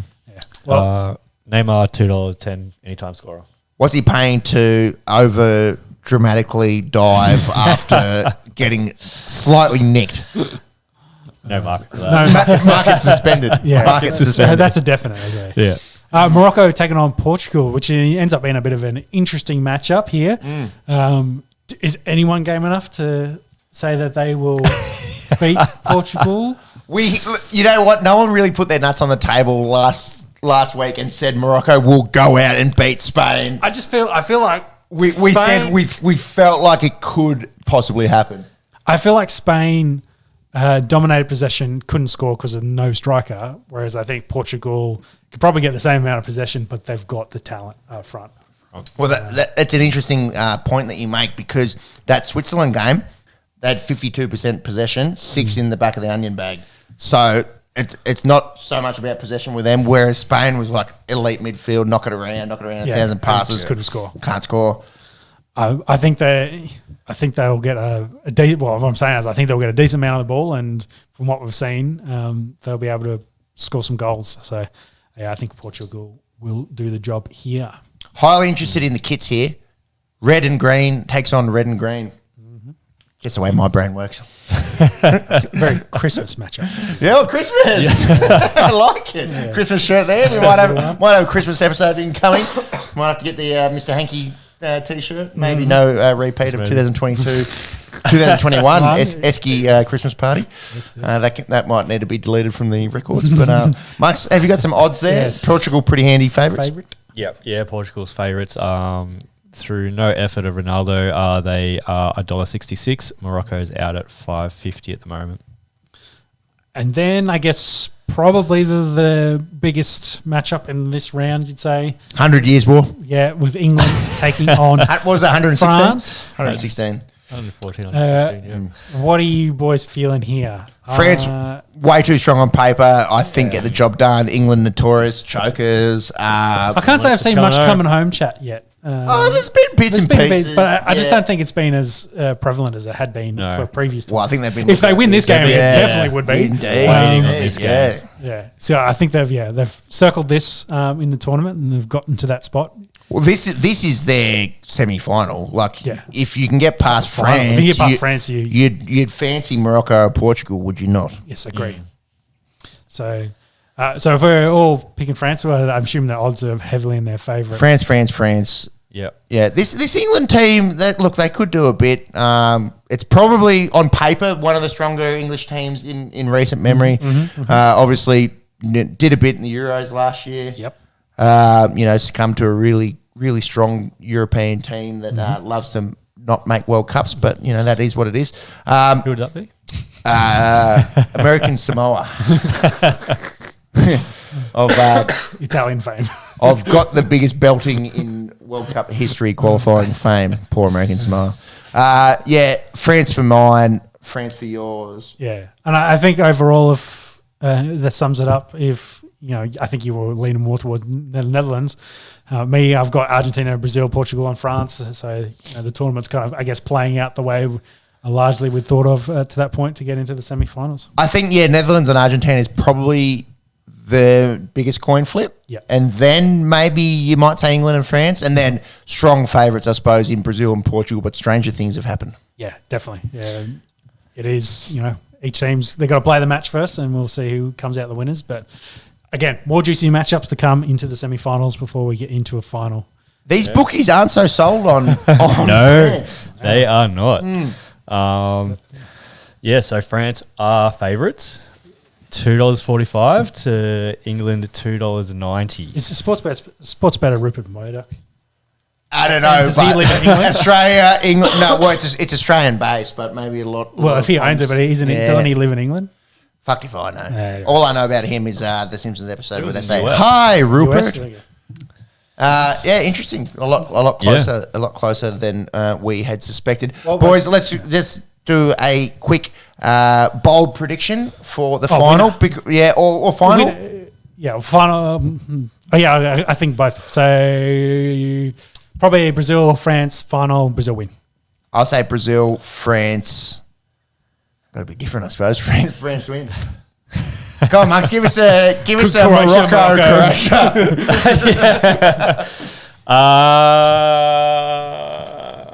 Argentina, England. That'd be fun. Ooh, Argentina win. Yeah, that would be fun. I think it's very hard to go past the two early tournament favourites being Brazil and France. They're doing a job that we expect them to do. If World Cups if past history has got anything to go by, one of them will lose in the quarters or the semis. Correct. Looking forward to all players. It's been a fun bit of World Cup. shake-up. It has been really fun. A lot of upsets, a lot of drama. It's been fun. All right, let's go across the pond, or two ponds, I suppose, from Qatar. Depends on what direction you went. Really? Yeah. He broke his ankles. We're talking NFL. We're talking NFL Week 14. Baker Mayfield claimed by the Rams and gets an obscene win. Final drive. Boys, did you catch much of this? I did. I sort of caught the end, and then I thought, no chance the Rams winning this. And I switched to the cricket, and then I was amazed to see that Baker had taken the Rams down in the last minute, 45 seconds to win this one. Yeah, well, the two Thursday night football games, so this week and last week, have had almost the exact same score. With two scores needed within the last 5 minutes to get the job done. And, it was the GOAT last week, and this week was Baker Mayfield, who was claimed on Tuesday and then didn't even get a practice jersey, was straight into a game jersey. Didn't play the first quarter because there's a Walford Walford, something like that. Yeah, it was the started and wasn't doing real well, so they brought in Baker, and Baker just did Baker things. So did you just compare Baker to Tom Brady? I did in a sarcastic way. I'll pay it. Yeah, I said the GOAT last week and then Baker this week, as in saying, hey, they're not the GOAT of this week. Yeah, very different circumstances. But either way, I think it maybe it's more a product of what the Raiders team is at the moment. With them moving now to 5 and 8, they have a good habit of losing games they're in front of this year. Yes, choking. I think they've lost 4 games where they've led in the fourth quarter already. So. I saw some chat about Josh McDaniel should have been involved in a particular trade deal this week, but if you're a Raiders fan, that is. But either way, it is what it is. The Raiders will keep rolling, and the Rams. Well, their season's alive, I think, technically. Just. But I think with the amount of injuries they've got of guys on the sideline, I doubt it. So, agreed. But I think the main thing out of this is probably it's good for Baker. Baker kind of re-showing that he is still a talented quarterback and that he can win football games. And good for Baker, because the amount of people that are shitting on, Well, the whole Panther situation's a shit show. They had Sam Darnold and they had PJ Walker. They've tried all 3 of them. No. And I think Baker kind of saw that the 49ers needed a quarterback. The Rams needed a quarterback. Asked for his release. The Panthers were like, cool, we'll stick with PJ and Sam going forward. See if you can get claimed by one of these other teams. The Rams were the only team to put in a claim. The 49ers didn't. Interesting. So they claimed him off the waivers. Yeah, and then he was, as I said, on the plane Tuesday night, got the playbook and did the job. And he's 1-0 as a Ram. Let's talk the Sunday early window. Buy-Mageddon, some have called it. 6 teams on bye? Yeah, 6. Nearly essentially my whole fantasy team. 8 guys on bye. Luckily, my fantasy team stinks, so it doesn't really matter that much. If I weren't playing you this week, I would not give 2 fucks.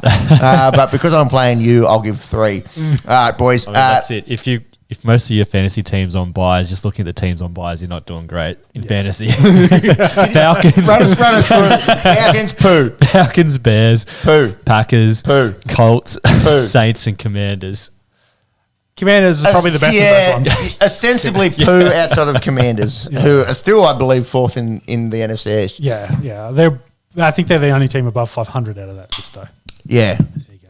Anyway, Sunday early games. Enough about my fantasy team. Yeah. It's shit, so let's not talk about it. Mine's not that much better. So we talk about Sunday early games. Start off with Minnesota Vikings taking on the Lions. Not a lot of huge news for both clubs.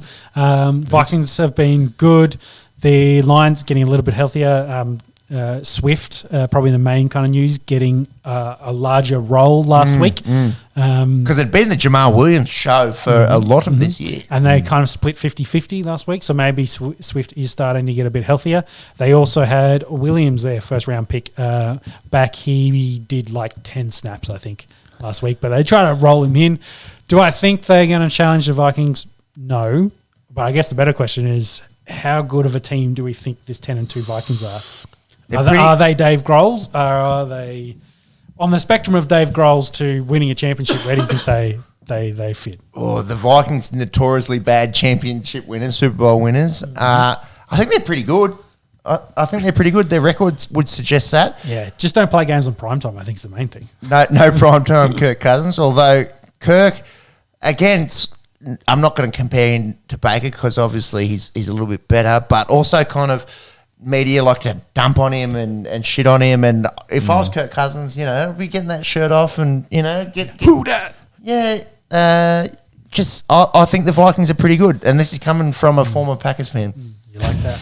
Yeah. So I think the main thing is probably he's got all the weapons. You can't. That's the strong suit is definitely the offensive side of the ball. Well, the defense is a question mark, isn't it? Yeah, and it's definitely been better, and they haven't, I guess, had to do a lot to keep them in games. But I guess those two losses, one of those against the Eagles, kind of talks to that. Once that offense got shut down, they couldn't stay with that team, and the Eagles won that game. So I don't know. I just as a 10-2 team, considering what there's only the Eagles ahead of them on record at the moment in the NFC. Yeah, I just don't feel Actually, like. I think maybe total. Yeah, I think as the second best team in football, I just don't feel like they're the second best team in football. That's what I'm getting at. The odds are interesting here. Yes, won't go through the odds for all the games, but for this one's particularly, Lions are favourites, $1.77 against Vikings $2.06. That's probably because no one's talking about it. Their Lions' offense has been really good. Yeah. They score shitloads of points. Their defense has been up and down, and they do leak a fair bit of points. But on their day, they've not too bad. They're getting a fair bit out of Aiden Hutchinson, who I think his revenge game last week against the Jags, who didn't pick him. Passed on him, yeah. Passed on him. He's been probably better than Walker so far to this part. He's ready-made NFL defensive end, isn't he? Exactly. He's absolute product, and he's been playing since day dot. So, it'd be interesting because, as a 10-2 team taking on a 5-7 team, they should absolutely shit this in and pump the Lions. But I think that's probably the concern there is maybe they're not as good as the record is reflecting. And lose the Lions asks a lot of questions. I think they're juicy at those odds, just quietly. Yeah. If they're not favourites, I think that's, you still got Jefferson over there who's on track to do the 2K easy. Yeah. So, this dude's in Qatar doing the gritty because of how good he is. Agree. Yep. So they did play each other week 3. Vikings did win the close game 28-24. So there might be something there. Speaking of pretenders, I think this is one of the biggest pretenders in the AFC. The Ravens are 8-4. I'm going to go out on a limb, nuts on the table, neck on the chopping block. They don't win shit this year. Yeah, well, they go up against the Steelers. Yeah. Well, if you watch that Denver game, and I feel sorry for you because I did. Take my eyes. Yeah. I knew. Sorry, going in the last quarter, and we got less than a touchdown lead. I was like, 100% Denver's going to lose this game. I've seen this movie before. Yeah, they're going to let them score, and they did. Main thing, Lamar is week to week with a knee sprain. PCL. Yes, he's out this week. He won't play, so Huntley will get the start. And he's kind of a ready-made clone, but he's not Lamar, but he fits into that mold very well. Ravens still a very banged-up football team, so that's a bit of a caveat there. But, I feel like the Steelers and that competition between these two teams. I feel the upset as well. I've got it there. Maybe a Steelers upset incoming. Yeah, I don't hate that. I don't hate that at all. Yeah. I will say today, I believe Johnson, wide receiver, and TJ Watt, outside linebacker, both were limited, I believe, in practice, which they were added to the injury report. So hopefully they'll be good to go because that's two of their better players. Their defense is way different with TJ Watt in it. Yeah. 100%. Apples and oranges. So TJ Watt's ribs, Johnson's hip. So you'd hope. Injections. What's the ribs? Yeah. Isn't too bad. Just don't puncture any lungs. Yes. Yeah. I like the Steelers a bit of an upset there. And it's a big game in that division besides because the Ravens and the Bengals are still competing. And that will probably lead us into the other side of that division battle with the Browns taking on the Bengals here. Another 5-7 team taking on Bengals 8-4. I think the Bengals probably should do this easy. Watson looks very rusty after what we saw last week. He didn't look good. Yeah. His main plan probably hand that ball off to Chubb and Hunt, but it's going to be hard to do if you're down by 2 scores, very early on. So Chase is back for the Bengals. They're looking pretty good.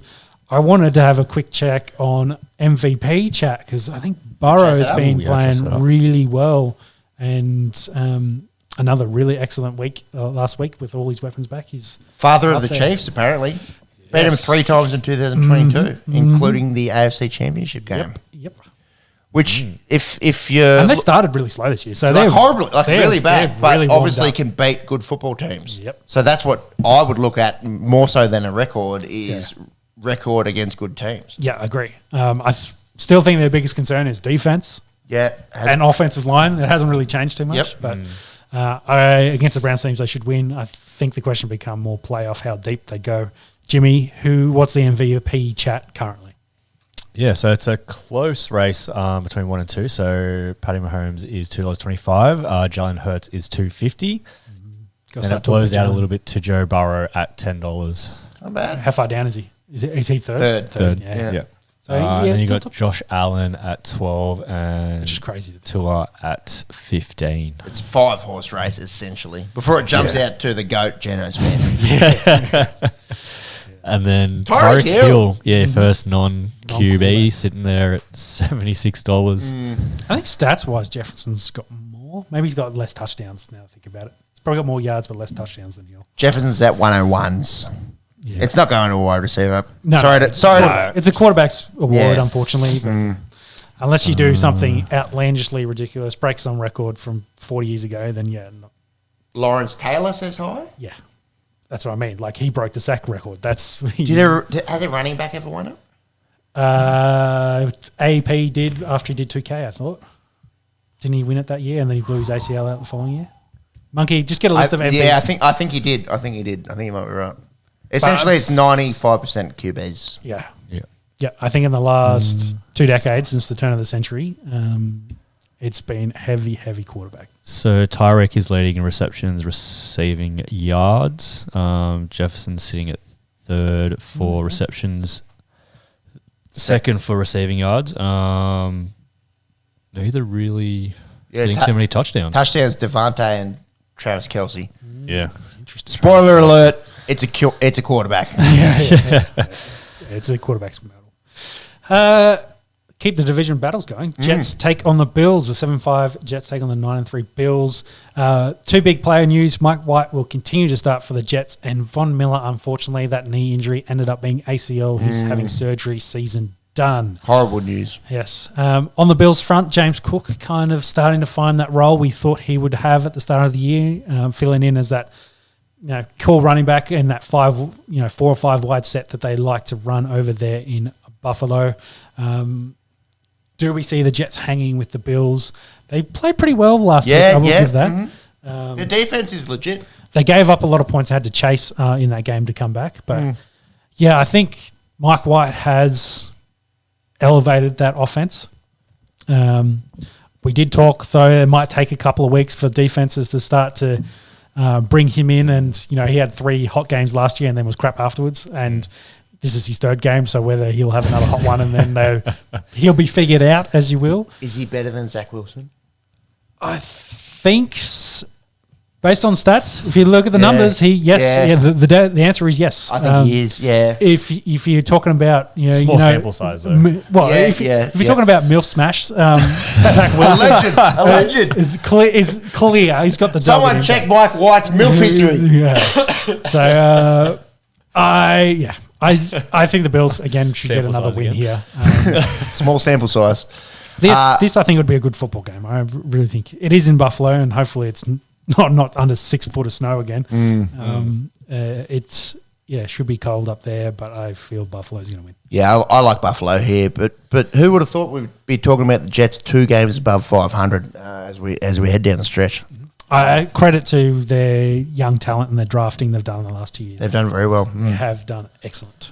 MVP chat, just briefly. You were right. Adrian Peterson did win the MVP in 2012, and essentially, and LaDainian Tomlinson, thank you very much, 2006. Sean Alexander, 2005. So running backs can do it. No. I think LT broke the Terrell Davis, late 90s. 98. Barry Sanders joint. Yeah, I think again TD had to do 2K. LT had to break the touchdown record of all time. Like you have to do unreal record breaking stuff to win an MVP over a quarterback. And I don't think anyone's kind of in that realm currently. No, I'd agree. No. Yeah, maybe the conversation we talked about last year, Cooper Kupp with the record break. Well, and if anyone in recent memory, closest out of anyone, Triple Crown. Yeah, and he could get it over a quarterback. So anyway, who was that? He's played pretty average this year. Which quarterback was that? Maybe too many drugs, unfortunately. The Liver King. No, we're talking Aaron Rodgers. He might be a Liver King. Maybe that's the problem. Maybe he needs to get on that Liver King diet so he can then play better for the Packers. Throwback to the last episode. Anyways, my new team. How about them boys? Texans. Shit. You got the dud. I don't know how many Simpsons references you can do in one episode, but we might be getting sued recently. Or anyways, Cowboys take on the Texans. You'd imagine Cowboys get the job done. Yeah. Let's talk OBJ. Yes. So OBJ had visits during the week. He had Bills and Giants, and then he was with the Cowboys and went to the Mavericks game with Parsons and Diggs. So, the big media about that and out and about. It was like a proper full recruiting visit like you would for a college Wine and dine. Yes, exactly. Interesting. Cowboys the only team, though, to leak potential knee issues, whether that was... some caveats around there and but what's the knee issue? He's recovering from an ACL. Isn't that common knowledge? Yeah, it's given. I think it's more time frame. They think in 5 weeks away potentially from that. But whether that's to try and push the Bills and Giants away, because it's interesting. The Rams did the exact same thing in October. They said that OBJ's knees were bad and he wouldn't last the full season, and then signed him in November. So and how are they going now? Yeah. Well, they won a Super Bowl with him. That's the caveat. So I feel like from all I saw that Cowboys may be favourite out of the 3 of them, but it'll be probably another month, maybe. I'd say maybe New Year before we get a decision on where OBJ is going to play. Wait for that postseason run. Exactly. Can we talk Dallas Cowboys, NFC? Are they the best team? Philly probably says high on record. Eagles probably says high on records, but you got to give Cowboys credit considering Dak didn't play 4 games this year. Cooper Rush won 3 games, 4 games? Yeah, I think he won. He went 4-1, so 5 games. I think that Dak didn't play. So you got to give him credit. I think from where they were, say 3 years ago, as a terrible defensive team, they've really turned that around. Yeah, on its head. Yeah, those 2 guys, Diggs and Parsons, really have added a lot to that. But that offense is still good. They've got great running backs. The offensive line's good. Dak hasn't really had to do too much, but he's still got CeeDee Lamb and Gallup there. Add an OBJ really takes them to another level. They're a good football team. And we haven't even talked about the best dual running back room in the NFL. Yeah, and Tony Pollard's an RB1 in any other football team. He's stuck there behind Zeke, but Zeke's still what was the words there? He's got his slide, his swiftiness back a little bit. He's looking a bit more agile. Whether And maybe that's Pollard taking a bit of the load off. exactly off Zeke as well. less wear and tear, less injuries, healthy. All of that probably doesn't matter against the Texans. They'll shit that in and they'll be all resting by half time. Yeah, starters don't play second half here. You can't imagine. Yeah. So back to your question, who's the one team to beat the Eagles this year? Do they play the Cowboys again? Because I know they got 2 games against the Giants. I'm not sure if they play the Cowboys again. Their division. They have to. Their division They have rivals. to one more They have to. They do play them again, but the one team to beat the Eagles this year is the Cowboys. Yeah, true. That one on the record is the Cowboys. Well, I guess that's my question. Is this their year? I think they've, as a complete team, as 3rd overall, record wise. We just mentioned they're a complete team. They've got everything, and their offensive line might be a bit of a difference. Maybe they don't have the defensive line, but it doesn't matter when you got the rushing talent that Parsons is, and they still got Lawrence. They're like that. I feel like if they're going to make a run, this is a good year to make a run, especially where Dak and Zeke and that are kind of, I guess, in their contracts as well. I think it's perfect for the Texans. Not a lot to write home about. 110 and 1 draw. The neck back to start. David Mills. 40 points by halftime. But we laugh, but they scored more. Did it on the Colts. They scored more points in the fourth quarter than Denver has in 2 months. So I think they're going to do a decent That's job. That's Mayo. 2 months. Yeah, I think it's pretty close. Oh fuck me! Oh shit. Either way. Eagles Giants. Yeah, let's keep going. And another in that heavily stacked division over there. Eagles take on the Giants. Eagles hammered the Titans, which I thought was pretty interesting. Big revenge game, of course, for AJ Brown. Hurts now deep in that MVP conversation. Really elevated his game after they got him all the weapons he needed. Their defense is playing really good. So another team, they look like it's another year they're going to make a run. They show that they're coming along really well. Question is, can the Giants hang with them? Can they hang with good teams? I feel like they can't, from what I've seen. No, I agree. In this one, I don't think so. But kudos to them. Their record is outstanding. The NFC should still East, get a wild card, I think. Yeah, the way that it looks, the Giants and the Commanders could still be playing. Well, South's playing bad enough that they should get a fair few of them through the wild card. Jags Titans. Yes, and probably the biggest news story during the week was the Titans sacking their GM in Robinson, who I believe has been there 6 years and hasn't had a losing season. And they're leading the AFC South. And they've just fired him. What the fuck? Yeah, that's the thing. It seems very odd. Maybe some of that AJ Brown hammering them this week elevated that conversation. To me, it sounds like Vrabel's finally won the power struggle. So you think it was a Pat Cummins, Justin Langer kind of situation? Yes. And it's interesting, the vision has resurfaced of the trade from the draft room from the Titans of the AJ Brown trade, and, Vrabel's reaction of being not very impressed with it kind of shows it. I think the team statement maybe alluded to it, because the business decision, the trade of Brown is excellent. You've drafted him in the second round. You're not going to pay him a giant contract, and you've got a first round in return. It's a good business. Like you've got your 4 years on him on the cheap deal. You've now got heaps of resources back. Turn that into Burks, who's now going to be there for the next 4 years. And then you're not paying him $20+ million a year, which is then impacting the rest of the squad. Well, they say the NFL is a business. Yes. But it's interesting. What's the counter? Yeah, well, it's interesting. The owners have the statement included the words was like not making the player decisions that we wanted, or the direction of the player group that we like. To me, it sounds fit our vision or some fucking rubbish like that. To me, it sounds like don't get rid of our stars because we want to build a product around them. Because outside of the king, what's the big name Titans you kind of think of? And not many. You're probably thinking Tannehill, and you're like, well, he's not in your top 10 in quarterbacks. That's for sure. Like he's a guy that's a veteran that's been around who hands the ball off to the king. That's his role. Good role. It's definitely a good role. But Wins your games. Yeah, I feel like that maybe it's the ownership kind of pushing that we want to win, but we want to have stars, and we probably want to win Super Bowls as well. So, maybe interesting to see what next year is, and do they get Vrabel's stamp of the design of that team going forward? Very odd, considering some teams like Denver use them as again.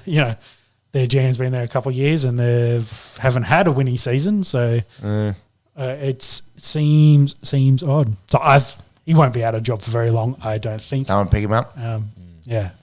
Texans pick up the phone. Well, I mean, that's it. And not to put any shit on AJ Brown, but if you got Tannehill as your quarterback, do you need an AJ Brown on your team? Can you business decision? So from that side of it, and all the moves he makes a lot of sense. From say the markability of the team and what the coach wants to be able to game plan, and the weapons he needs. Yeah, different story. So you might not be able to bring in a good quarterback because you haven't got an AJ Brown on your team. Yeah, well, that's the thing. Well, also if you're paying AJ Brown $20 million a year, then maybe you can't bring in a good quarterback. But they're not making any moves to try and angle to get someone. They're happy to ride Tannehill out. Or maybe Malik Willis is the future. Maybe they're interesting. Who made that pick? Is that a Vrabel pick or is that a Robinson pick? Yeah, interesting. Another question. So interesting. And there, outside of that, for this game, Jags quietly going along, playing half decent football. Not really, not their year again. No. Seeing a bit of improvement from Lawrence, which is probably the main thing for them this year. Titans handed off to the King, probably going for 200 in this one. Agreed. His record against Jaguars is obscene. Yes, it's beyond excellent. All right, I'm going to go upstairs for a quick wee. Sean, you've got 80 seconds to wrap up Denver. You probably don't need 80 seconds. I've put one note there and it's lol, and then I move on to the next game. The line would be interesting in this one. Yeah, Chiefs by a lot, I'd say. Denver's banged up. Most ACLs, most guys on injured reserve. Got all receivers. No one's playing offense load. Who the fuck cares? Defense is good, though. If you like watching defense, watch a Denver game. Defense is very good. But outside of that, the rest of it's pretty average. So see if there's changes made in Denver at some point. The Chiefs should get another win here. They've won the last 12, 13 in a row against Denver. Don't need to chase that up. It's double digits. So I think they'll continue that here. Yeah. Did you find a line, Jimmy, quickly? Line is 9.5. That's a bit of a soft total line. points is 43.5. So expecting a low score. And that's probably due to that defense of Denver. Denver can't score points, and hopefully will hold the Chiefs down to under 30. So that's it. Any news on head coach movements yet? Not yet. Not yet. How long do you reckon they have until they make a call on that? I don't know. I've heard for the last 2 months it's on me. I've got to be better. It's the same stick every week, and nothing changes. So What about Wilson? Is there anything on Wilson? They're not healthy. We talked about this though. It's a bit hard to throw. Dolchich, rookie tight end, will most likely be our best receiver this week. That's probably all we need to know about where Denver's at the moment. Yeah. So, no, that's fair enough. That is hard. Yeah, so for Wilson, all those guys he's practiced with leading up to the year, none of them are playing. So they're very limited. They run a heavy 3 tight end set for most of last week's game. So it's hard to put up big numbers. He's been efficient, hasn't turned the ball over. Yeah.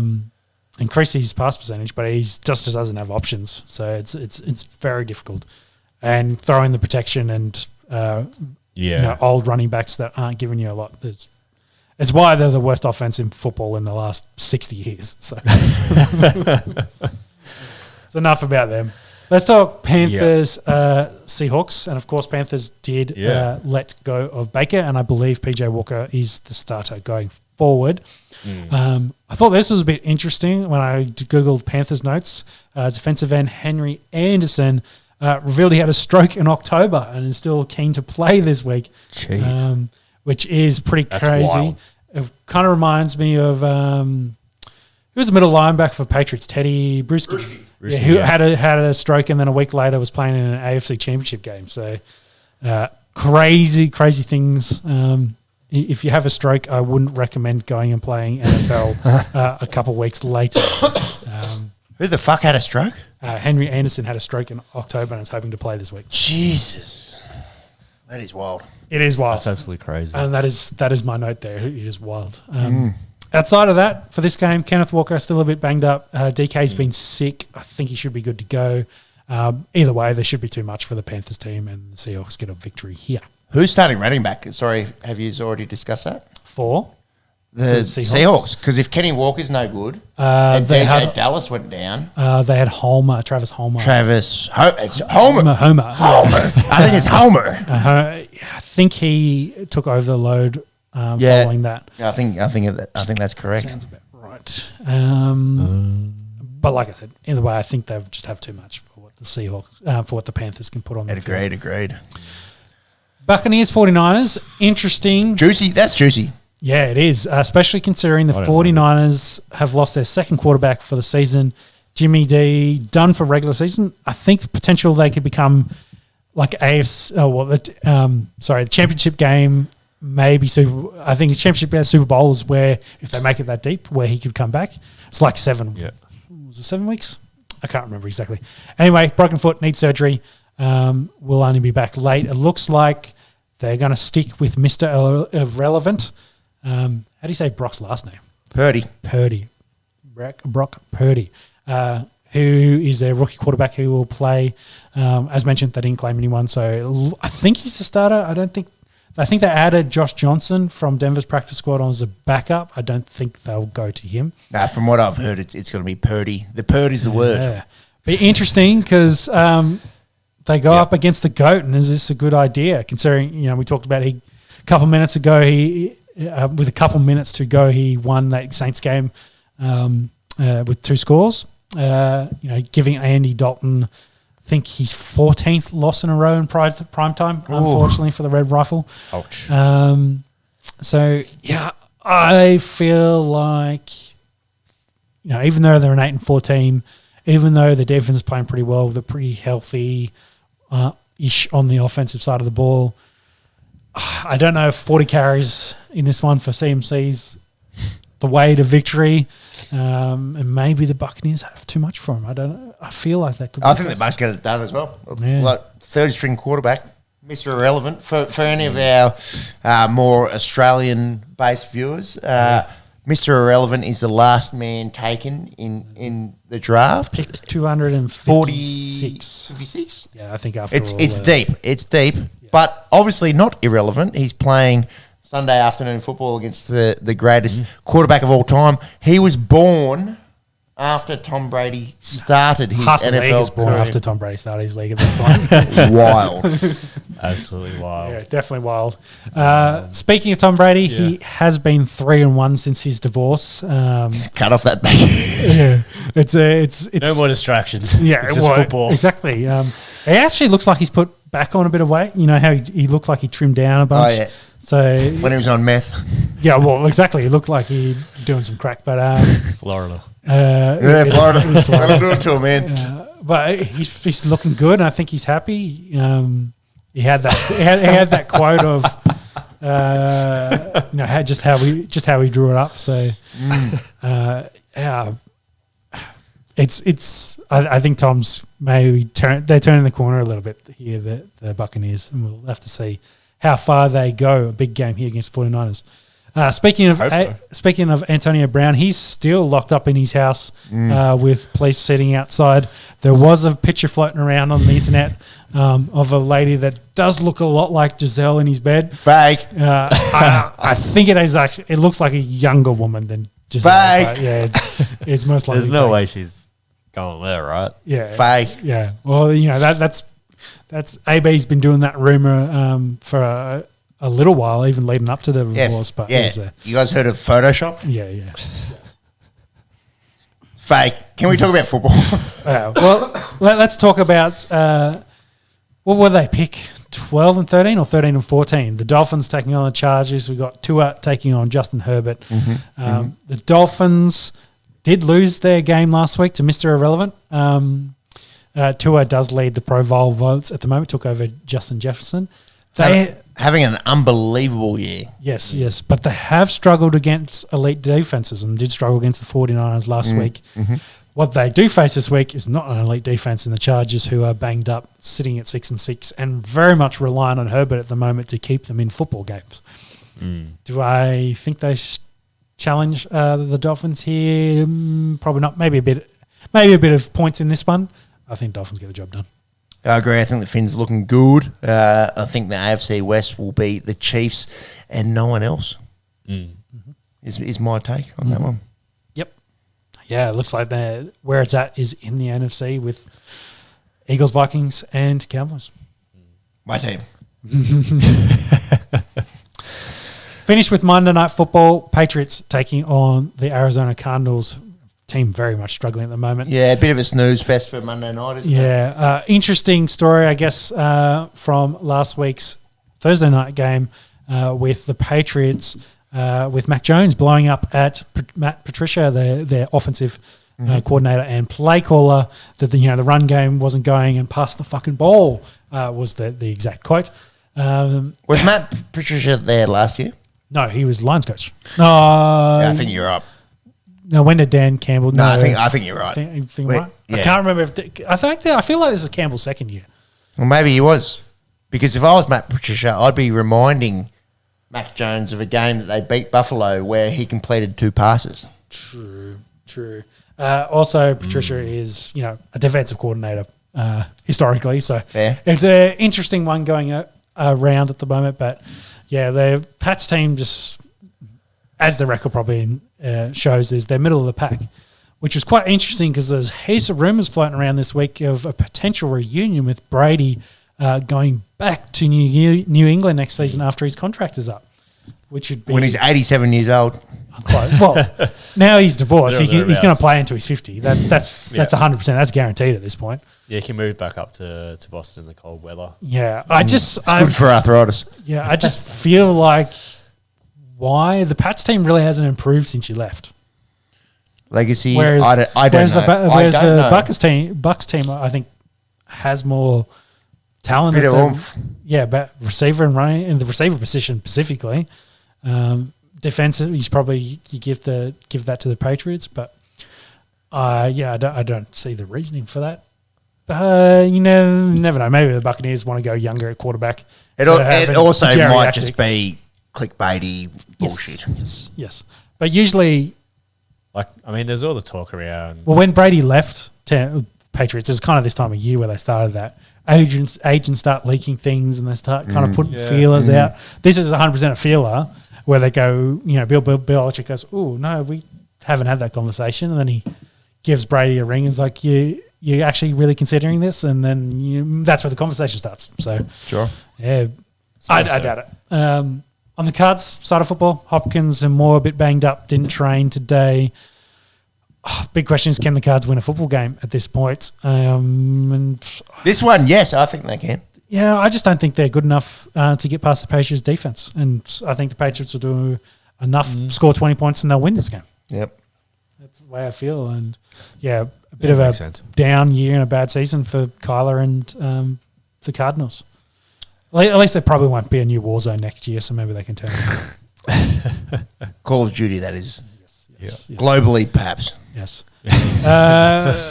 Only other news was a few rumours Matt Ryan was going to get cut because he could potentially go to 49ers because he and Kyle Shanahan have that connection from their run to Super Bowl at the Falcons. Hasn't happened yet, and they're on their bye at the moment, so don't see any of that happening anytime soon. The only news on Matt Ryan is I saw that he signed with the Timberwolves. Matt Ryan of Lakers fame. Yep. He finished up at the World Cup. 3 Matt Ryans. There we go. Yeah. We were talking about There Steve we Smith. go. Steve Smith before the show started. There you go, Matt Ryan. And he's playing basketball. He's Yeah. all over the place. Well, I guess maybe that's our segue. That's NFL done. Let's Speaking go of. into the basketball. Jimmy? Give us with a chef. Curry sets, fires, puts it up. Bang! Let's start in the East, and the Celtics are the best team in the NBA currently. They are 21-5, and it seems they're only going to get better. They are expecting Robert Williams III back within the next week or two. The big center has been back, or has been out, for all of the NBA season so far with a knee clean out. What that actually pertains to, I am unsure. So Big Al Horford has had to do the majority of the heavy lifting for the Talls there at the Boston Celtics. He actually just re-signed for 2 years, $20 million at 36 years of age. So he's going to go through to be a 38-year-old big in the NBA, which is pretty wild in itself. And it seems like a bit of a two-horse race there at the top of the East with the Bucks expecting Chris Middleton back, who, not expecting, they actually got him back, made his season debut yesterday, our time, against the Kings. Looked pretty good, 29 minutes, not bad. First game back after breaking his wrist and having that operated on at the start of the season. I think both of these teams are leaps and bounds ahead of anyone else in the East. And then the middle is interesting. That was going to be my question there, is those two teams in third and fourth with the Cavs and Nets. Can they chase them at all? I feel like the Nets have progressed from where they were. So I feel like they can challenge, chase those top two, maybe not. But then the Cavs, I think, they're probably been the surprise packet so far. And I do really like them. But I just feel like they feel like a third team. They feel like a third wheel to me. Let's start with the Nets. At the start of the year, we were laughing at the situation in Brooklyn. Yep. Absolute mayhem surrounding Kyrie Irving and his statements and the suspension and KD, and it seems like KD thinks he's better than the rest of the team, which he is. And then there's all the Ben Simmons chat that he's broken, etc., etc. And Ben Simmons has been playing lights out.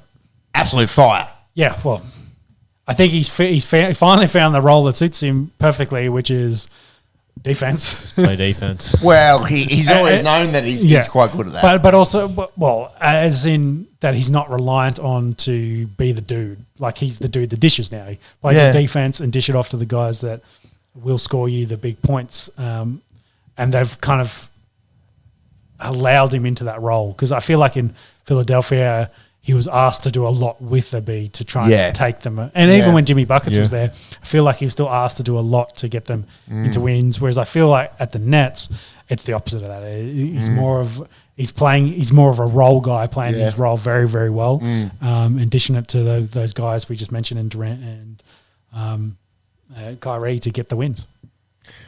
Their form speaks for itself. They're playing very well, 7-3 in their last 10, and have been climbing up the standings there in the East. Which is a big change, because they would have been 7-9. So yeah, and that might be, and not to say that Ben Simmons was the difference, but it kind of aligns very much with his run of form. Yeah, him back and getting into form. Indeed. It also speaks volumes to how long the NBA season is as well. Yes. We're looking literally just past a quarter, and if you check the tape 5-6 weeks ago, we thought Brooklyn were in trouble. Yeah, we thought they were cooked.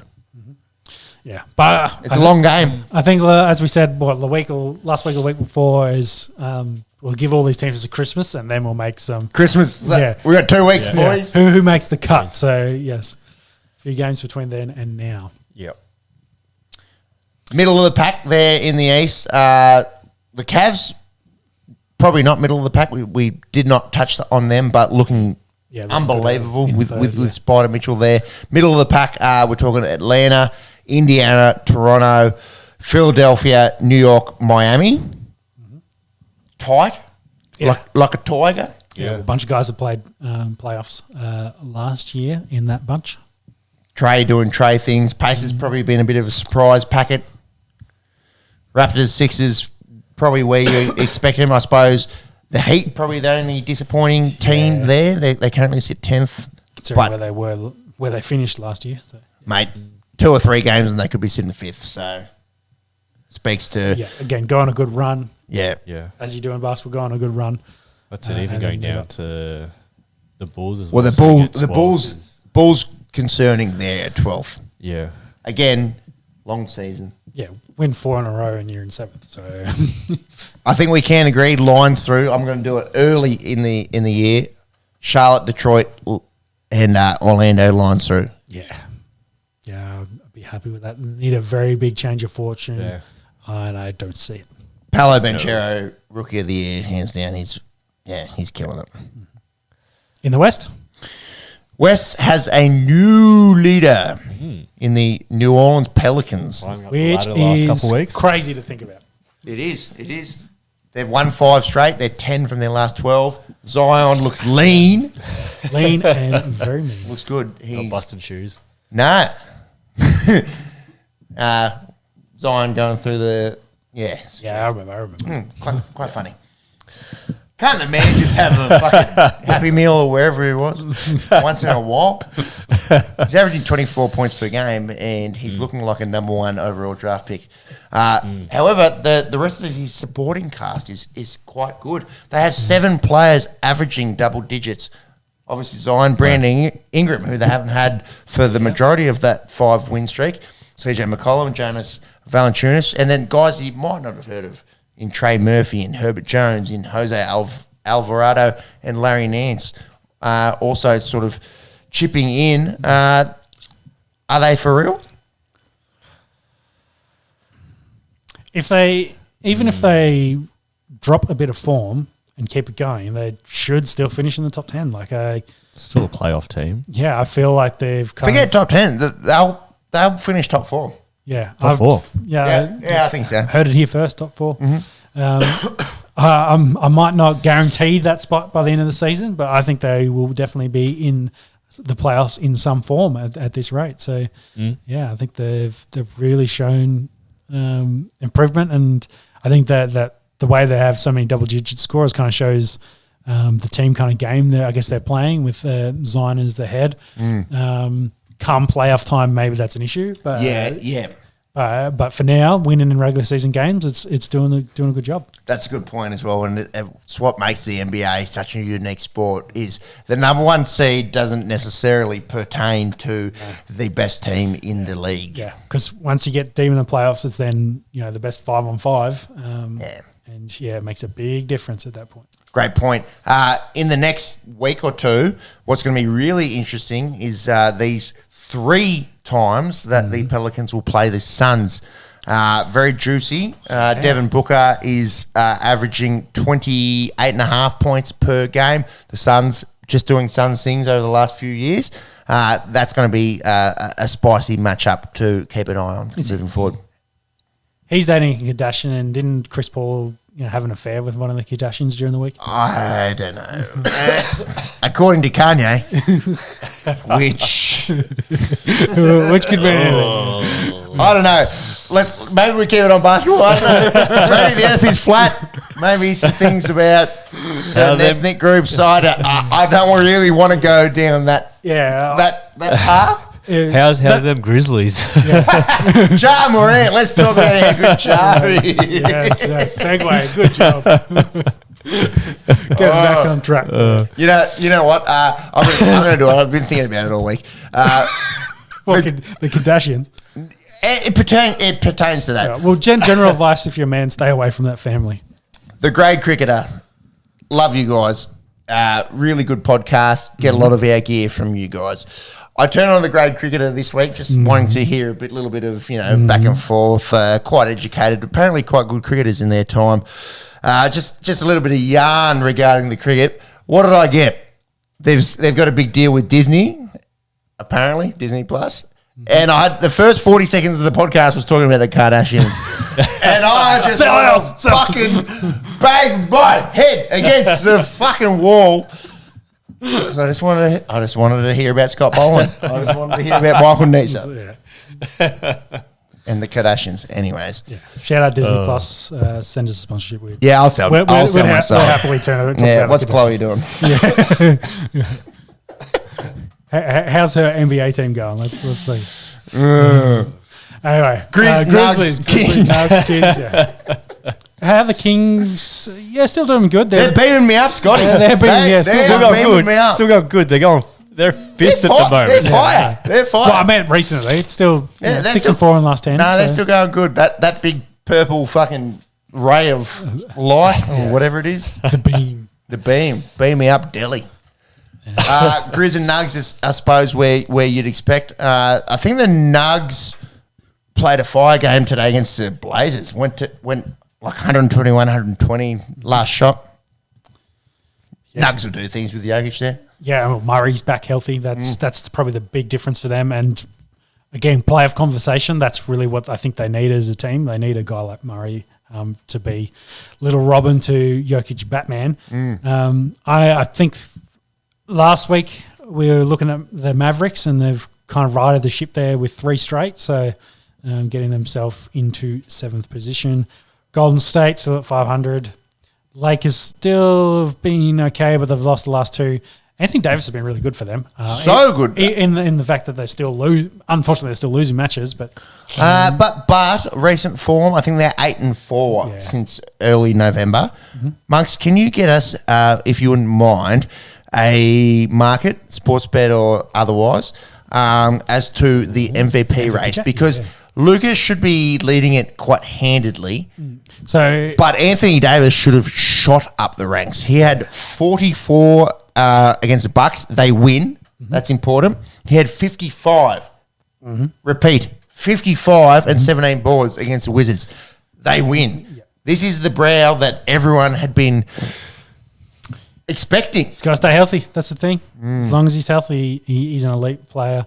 Why he finished finding that, I'd just say, I guess, following on what we said for the East, Spurs and Rockets, put a line through them, they are most likely done. Done, cooked, turn them over. MVP chat?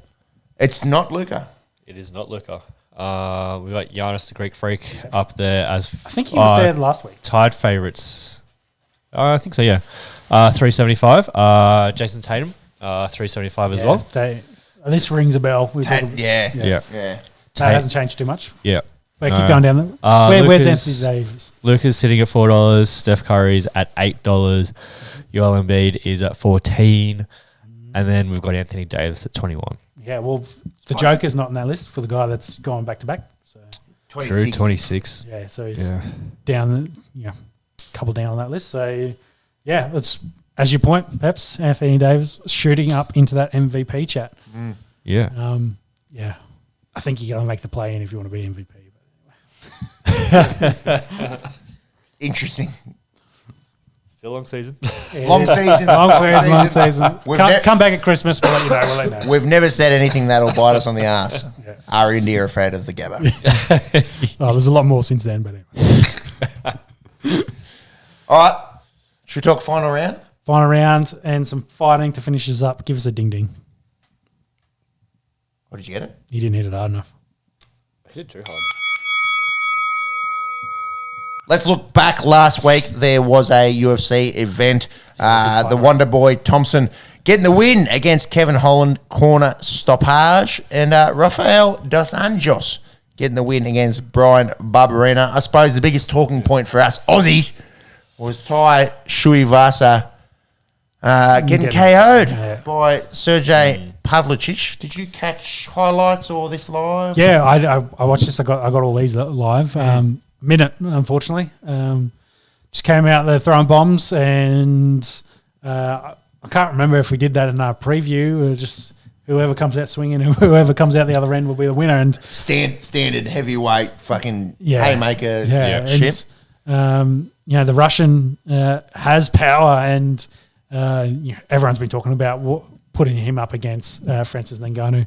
I think all the recent rumours is there's a done deal with him and Jones. I have heard the same for a title fight. So sometime in the early year, once his knee is good. So the heavyweight division might have to wait a little bit, but unfortunate for Tua to go over in there and get knocked out in spectacular fashion. The Wonder Boy Kevin Holland fight was excellent. Holland broke. What was even more impressive, he broke his right hand, his main punching hand, in the first round, and got multiple takedowns throughout the fight and refused to wrestle. So he wanted the stand-up fight, which is a bit gangster. But then it was a bit of a war on the feet, and Wonder Boy was piecing him up with his karate style. Landed some massive kicks. Credit to Kevin for not going down for any of that. But the corner had seen enough after 4 rounds and said, you don't need another round of getting your ass handed to you. So Yeah, it was a pretty good fight card. RDA won his fight and immediately called out Conor McGregor. As you do. Considering he missed out on his red panties night all that time ago, seeing if he can get Conor on the rematch.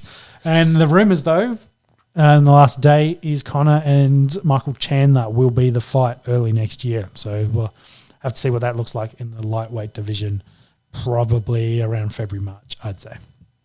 Do you think the whole Conor being worth, 10, 20 times more than everyone else puts a little bit of a stain on the perceived interest in the lightweight division? He's not holding it up, though. I think it's the main. No, he's not. He's not. He's on a yacht. A yacht. that's half yacht, half boat. Yeah. For those following it, Just yoting around. yacht is going to yacht. How long's a yacht? It's not 21 feet. It's probably not 12-foot dinghy. Maybe It's a bee's 16. dick. It's big. Bee's dick, the yacht. The yacht's a bee's dick bigger than It's 1/128th of an inch. Yeah.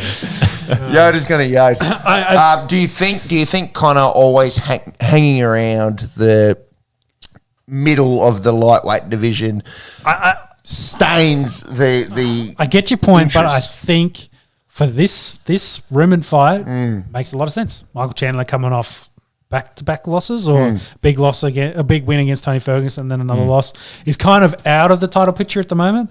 Conor, of course, out of the title picture. They both like to stand up and bang, go to war.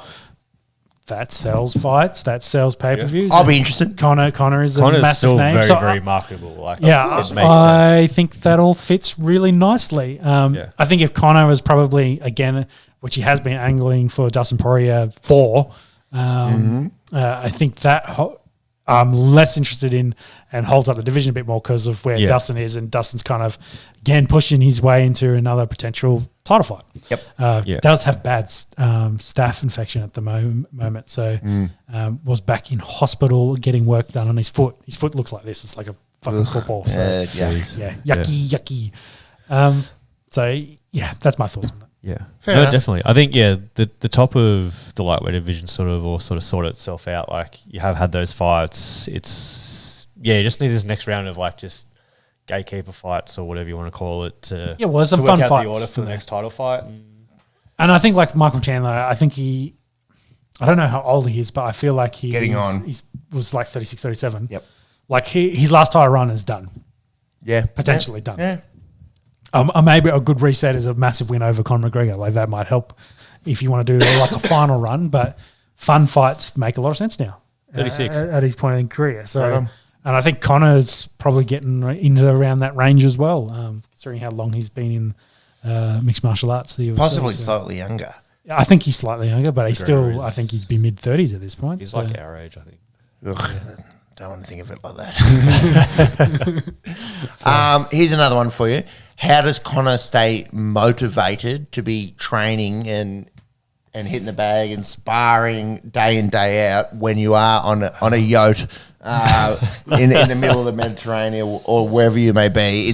Would it be hard to maintain peak physical shape? There is the classic.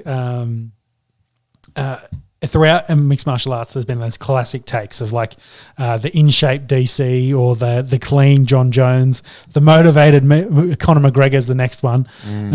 Because, he went on his elite run to get to that point. Do I think he's that motivated? I don't think he has been for years, but he'll happily collect his paychecks.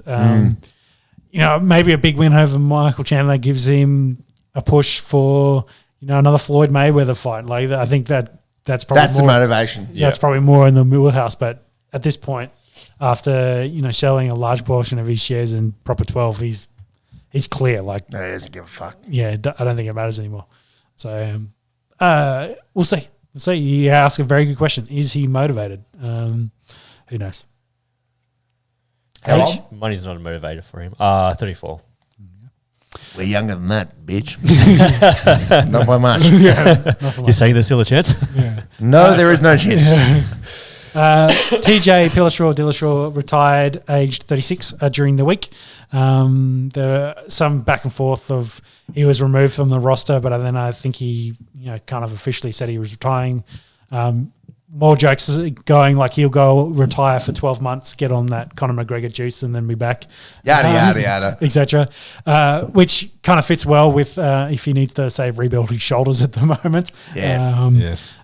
So some extra juice might help out with a bit of that.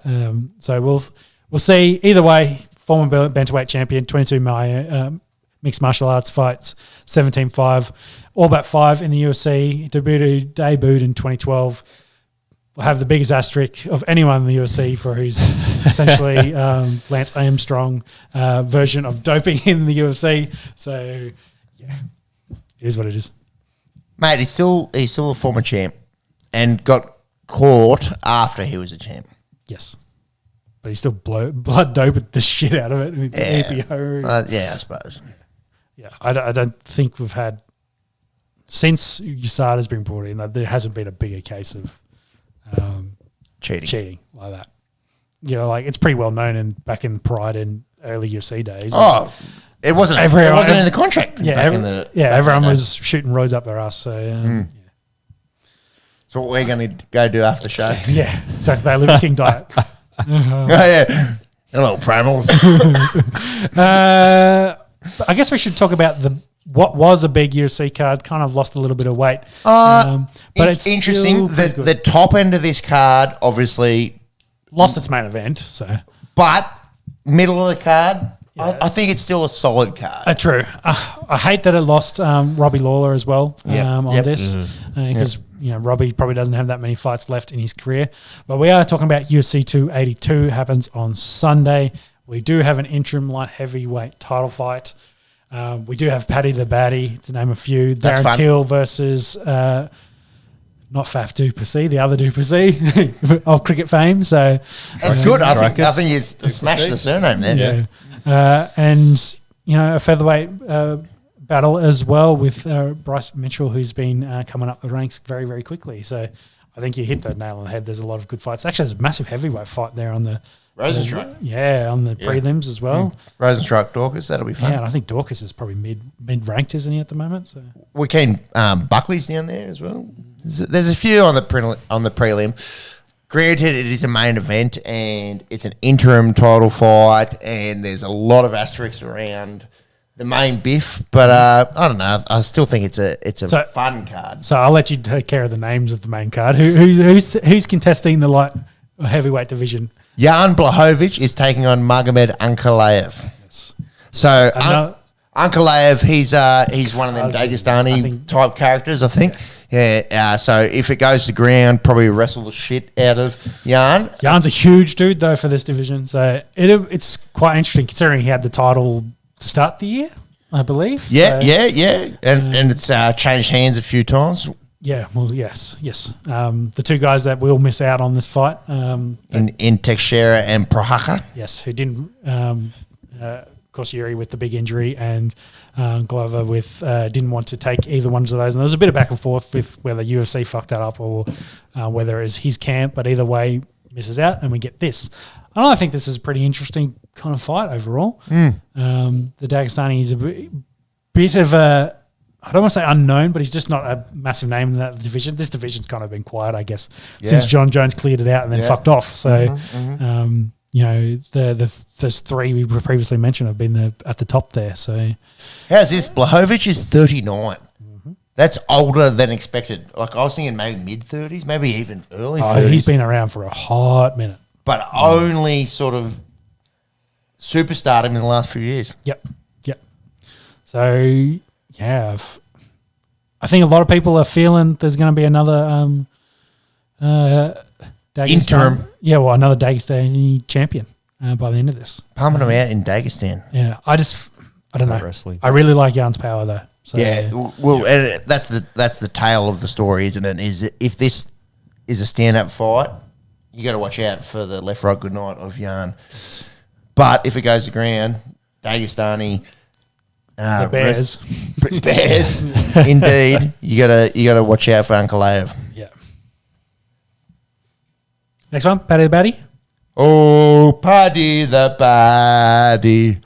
Oh, Paddy the Baddy. The pride of Liverpool. I'm talking about Paddy Pimlet and not Steven Gerrard. And that's actually a good segue there because I think they announced UFC 286 is in London.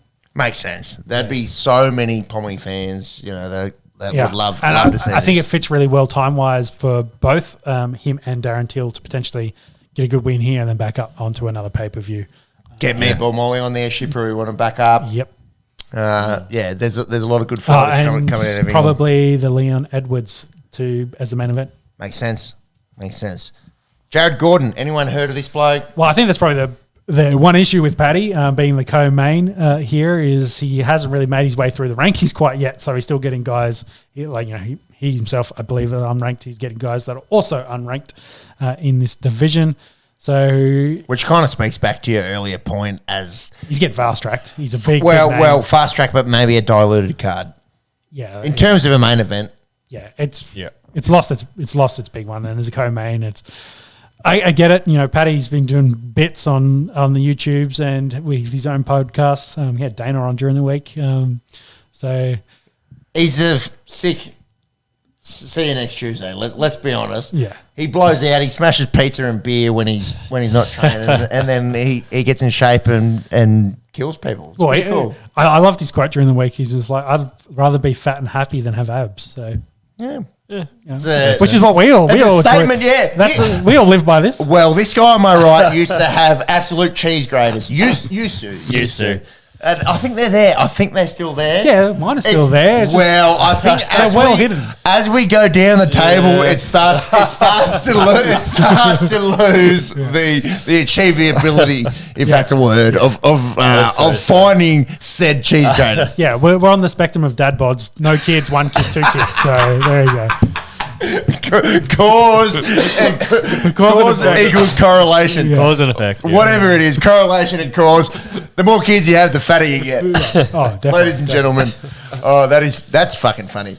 All right, boys. Paddy the Baddie, is he looking shredded or is he looking more like this end of the table? Nah, he's shredded at the moment. Darren Till's actually looking shredded. I saw that earlier.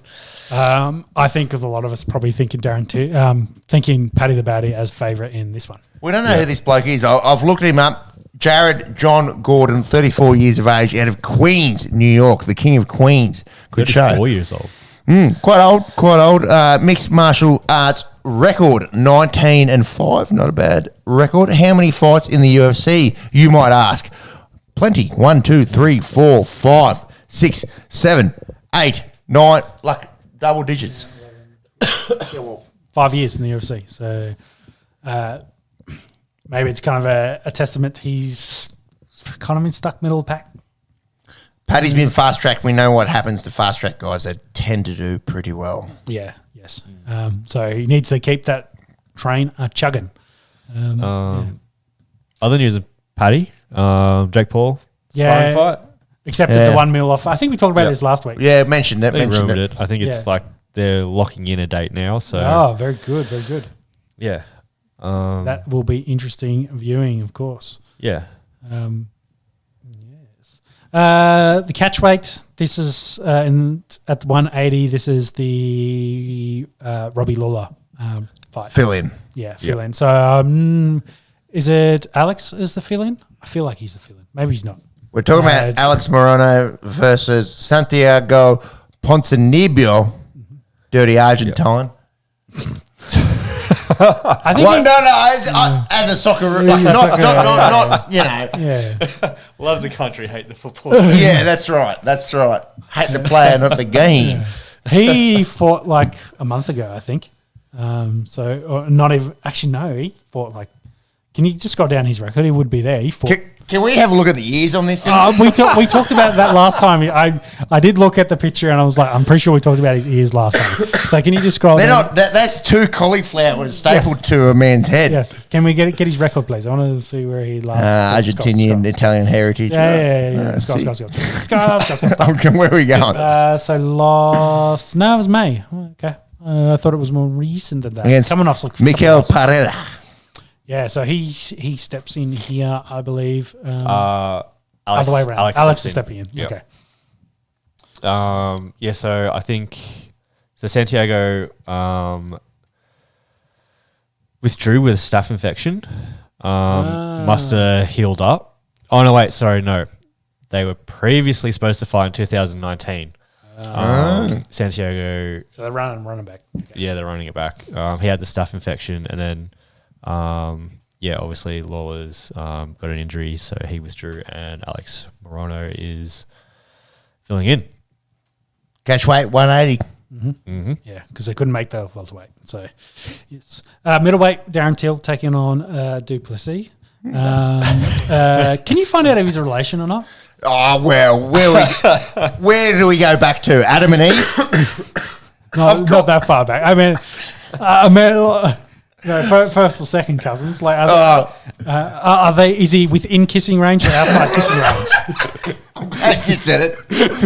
In my head, I was like, where do you go here? Fourth, fifth?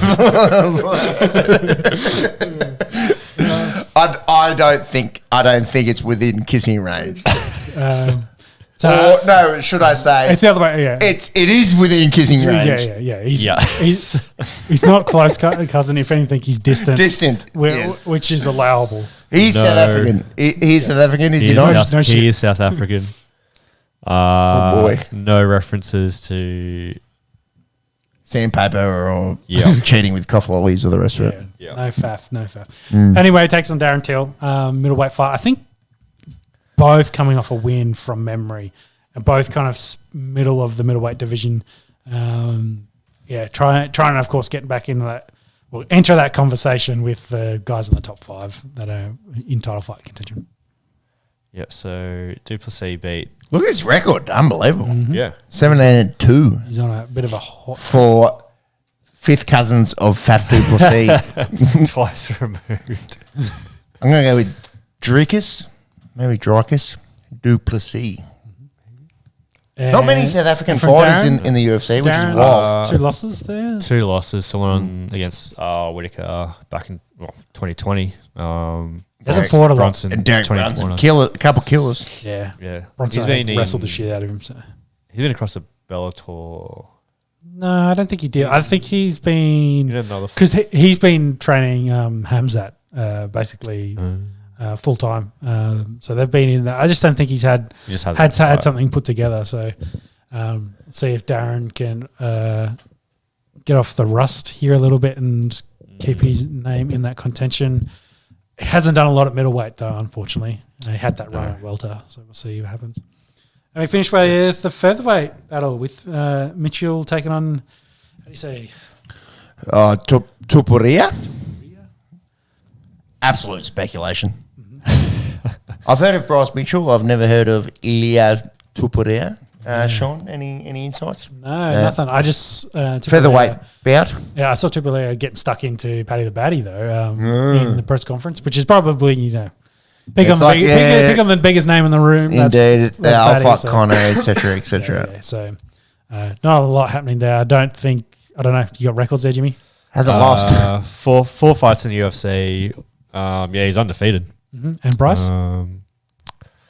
Bryce making you work overtime. Bryce Mitchell's that real redneck. Yep. Can you say that? You can say that. Yeah. I can say that. I think we all can. Yeah. Well, you definitely can. Where's this? Yeah, but we're also not. We're more bogan. We can say bogan. That's what. You can say redneck. You can say redneck. If you go for the Queensland Maroons, no, that's bogan. So redneck's just a different species. Settle. We have bogans down here. Yeah. Same. Yeah, they're same but different. We're just a different species. It's on the record. I've said redneck. Mine's slightly brown. Back to his record. Undefeated. That's fun. Six wins in the UFC. His first being the Ultimate Fighter. Yep. So he went through there. So we got 2 undefeateds. 2 undefeateds, yeah. In the featherweight. That's really fun to kick off that. The main card, yeah. Really someone mediocre card. Nothing top heavy, but nothing really bad. Yeah, someone's got to drop their donut in that one. So it's fun.